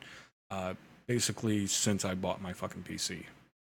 It's honestly, if you're getting into streaming and it's something that you want to do fairly seriously, and you know you've got a little bit of scratch around that you can handle parting ways with, I cannot recommend that fucking Stream Deck enough. And I think Loster's back. Maybe not. No, I think he's AFK. So yeah, like I said, if you got the money to spare, highly recommend getting one. But at the same time, you know, don't go out and drop fucking $120 or whatever if it's something that you're going to use to change one scene or just to start your stream. Like it's just a waste of money, honestly. You know, it's something to be used when you're using multiple functions. You know, I have all 15 buttons on my shit does stuff. So, you know, it makes a little bit more sense for me. Let me see. Would you be willing to make a video on your full setup and everything you've just gone through to help myself and others build their Twitches? Still need to order my Stream Deck. I could try to do a video. The thing is, as you guys know, I tend to get kind of sidetracked and ramble on and on and on, which is why this fucking podcast is going for 3 fucking hours tonight. But yeah, I could definitely try to make a video and like actually show you guys my setup and how everything looks. I actually could here real quickly see if I can figure out which monitor this is here. And try to show you guys. There we go. Okay, so oh, there he is. So what you guys are looking at now on the screen is what I'm looking at on my right monitor. Okay, so you can see my chat here all along the fucking left side, and my, I don't know, I guess you can't see that because it doesn't pop up high enough. So yeah, here's my Twitch chat. Here is my alerts thing, and then my OBS down here. Now in my OBS, you can see most of my stuff. I know my border kind of cuts some of it out, but you can see all my different scenes, all of my different sources that are in each scene. So you can see this podcast scene has a lot of different sources, a lot of different shit that's going on here, some of which is now, you know, hidden or whatever. And then you can see my different audio levels. So you've got my headphones, my TV, which is actually my primary monitor. When you guys hear the intro playing, that's actually playing through my primary monitor. And I just have that muted at all times. So I don't actually hear the intro while it's playing. That's not going through my headphones. That's going through this. And that's the only thing that this audio track is used for, is the intro and the outro. That's it. And then you can see my microphone here. And you can see, you know, how my scene transitions are set up and all of that good stuff. So yeah, there's kind of a rundown of what I'm looking at. Or at least partially what I'm looking at. Now, God damn it, I don't know why the hell it did that. Go back to this. So, like what you guys are looking at right now my podcast is set up to do monitor capture. So I don't know if you guys can actually see that there, because my preview is so small. But display capture. Okay, so that's capturing whatever is on that selected display. So if I were to switch to monitor 0, which is actually my primary, so now you're looking at my main monitor, my TV. If I were to switch to display 1, it's my TeamSpeak monitor. If I were to switch to display 2, that's my right monitor, and then display 3 is my monitor up top. I like your TeamSpeak. Of course you like my TeamSpeak. I like that. I like that transparent. That's kind of cool. Transparent. Yeah. Or is it just? Is that just the background for it? It looks like it's Oh no, that's translucent. it's just the background. It's it's actually an ArmA 3 skin, I think. I think it is. I can't remember for sure. I just liked it because it was dark. All of my shit is dark. Like Me too. I don't do any fucking white anything. Like when I see some like basic fucking YouTube, like not YouTube dark, or whatever the fuck it is now. Like I've always used a dark skin for YouTube. Yeah. Like it annoys the fuck out of me. Same thing with Twitch. Like if someone's not using Twitch in dark mode, it fucking hurts my eyes. It looks weird to me. Like if I get a new computer or I have to like reset my browser and I go back to Twitch and it's not set to dark mode, it's fucking weird. I don't know what I'm looking at right away. Yeah, even as you guys seen, looking at like my top monitor, my Discord and my chat bot, like everything I have has to be dark. So I prefer OBS over XSplit or some other. To be perfectly honest, the only thing I've ever used besides OBS is what's the one that comes with NVIDIA? Shadowplay? Yeah, Shadowplay. I used Shadowplay for a while to record. I never used it to stream, but I used it to record. And it was good. I mean, it doesn't, what's the word I'm looking for? It doesn't have a big performance impact, but it's not as capable as OBS. XSplit Right. I've never used. So Plus OBS can run through your GPU anyways, so it doesn't. It kind of does the same thing. I've never used anything either. I think I mentioned that when I was talking about what we do when we stream. I mentioned that XSplit, and then there's a couple other ones. I think Mixer has one, but yeah, I've only ever used OBS as well, so I don't know any other. It's the same reason why I don't use like Adobe Premiere to edit videos, because I only know Vegas, and if I try to do something else, I'm like, it's like learning a new language, and I'm like, I know how to do this. I can accomplish the same thing with this. Yeah, it's trying to use some, like for me, it's like trying to use something besides Fruity Loops to mix music in. Yeah, absolutely. It's fucking foreign language to me. Yep, that's how I feel. It was hard for me to I was strictly like Firefox for over a decade, and then Chrome was like, I had to like force myself to start using Chrome, and now that's all I use. I don't even look back now, and it's just like that's how it. Same thing with Streamlabs OBS. Even if OBS might be better, I'm so used to Streamlabs. That's the language that I speak now. That trying to force myself to use something else it's just too weird for me. Yeah, I can understand that. Yeah, like moving from Windows 10 to Windows 7, or moving from 7 to 10, that was weird. I was like, oh no, where is fuck? That's why all my shit is set up to emulate Windows 7.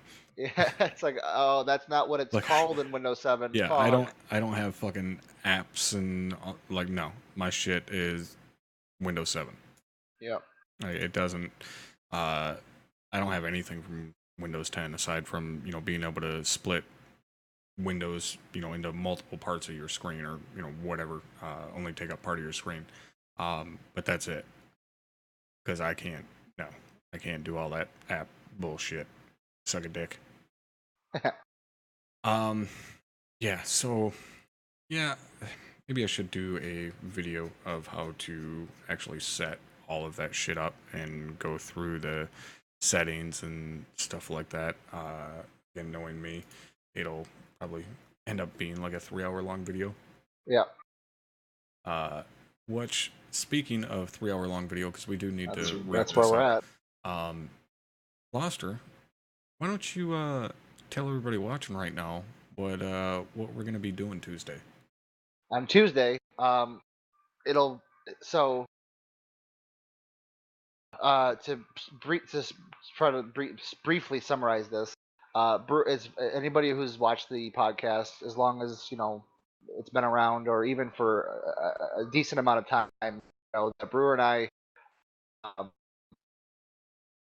we're kind of soulmates when it comes to movies. Like, Oh, there, motherfucker! You better put a ring on it. yeah, right. We like me, you. I think Locke's another one. Like, we just love fucking I love movies. Like, period. No, I just love fucking. But yeah, that too.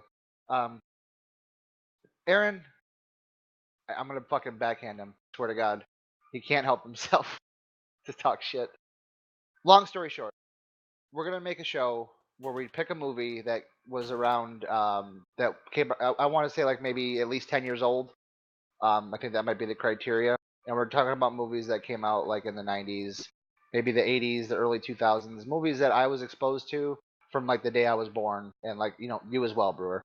And we're gonna talk about them and I break don't think them we're down. gonna be going over anything as old as what I was exposed to when I was born. Sure. I mean, we're not gonna be looking at like fucking Gone in 60 Seconds or any like Hitchcock's like Psycho or nothing Fucking like hating that. motherfucker. Or The French Connection. Hey, the French Connection was the shit.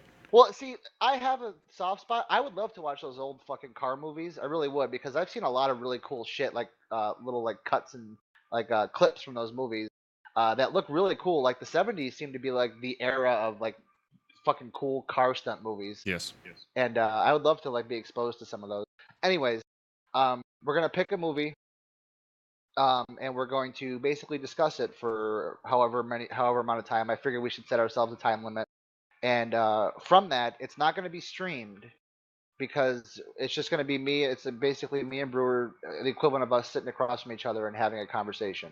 What the movie meant to us at the time, maybe what it means to us now, maybe the impact that it had, why we love it, maybe why we don't love it. And then I'm going to take all of that and then edit it uh, and put like footage from the film. Because let's say we talk about a specific scene, put the footage of that scene over what we're talking about to kind of give it some context, because I'm sure there's plenty of people that have never fucking seen the movies that we're going to be talking about.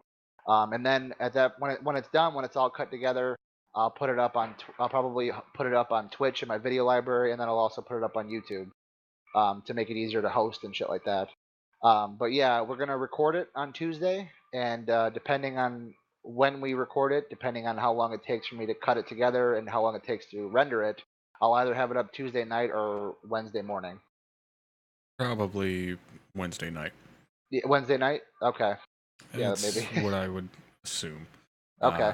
Yeah, it'll probably be a couple hours worth of shit to go through. Yeah, that's true. And I was bouncing ideas off of like I wanted to come up with a name for the show, and Aaron actually gave me some pretty cool ideas. Who's this Aaron you speak of? Aaron. But I can't remember if he's in if he can throw it up in chat. I can't remember. We had a couple of ideas. I think we had like Be Kind Rewind, but that's a Jack Black movie, and I didn't want to steal from that. So even though that is like an appropriate like something rewind, like something to invoke the VCR era, the VHS era, because that's pretty much what we're going to be talking about. Just call it RTS video. RTS, yeah, there you go. RTS. Come on, Eileen. Yeah. We should call it. But yeah, that's something I'm very, very excited about.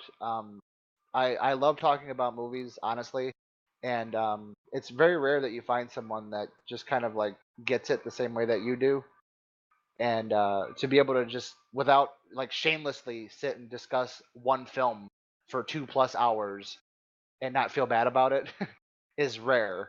And I'd like to kind of like capture that and do it on a weekly basis, maybe, or a bi-weekly basis, just to break down movies that really mean a lot to me and mean a lot to you and mean a lot to other people that would like to learn about them. Movies that Some of them are going to be good. Some of them are going to be really fucking good. And some of them are going to be so bad that they're good. I think Judge Dredd is a good example of that. A really, really good, bad fucking movie. It's just a good movie. That's a bad movie. But yeah, Fucking awesome. yeah, that is that's a project that I want to work on. How Brewer does the podcast every week. I'd like to do something every week to kind of fill my time and maybe make a name for myself a little bit. So, yeah, interesting projects ahead. I'm gonna wrap this up before Loster tries to fucking propose to me or something. So that's gonna be it for tonight, guys. I gotta get the fuck out of here and go take care of this fucking planning meeting because Drum's AFK. So thank you guys for hanging out tonight. It's really fucking nice to be back. I cannot stress that enough. God, am I happy to be able to fucking stream again. Even if it does mean dealing with all you asshats. But either way, thank you guys for hanging out tonight. Hopefully you enjoyed, and I will see you hopefully tomorrow. Still keep your fucking fingers crossed that internet holds up, but we'll be streaming something tomorrow night. So until then, later.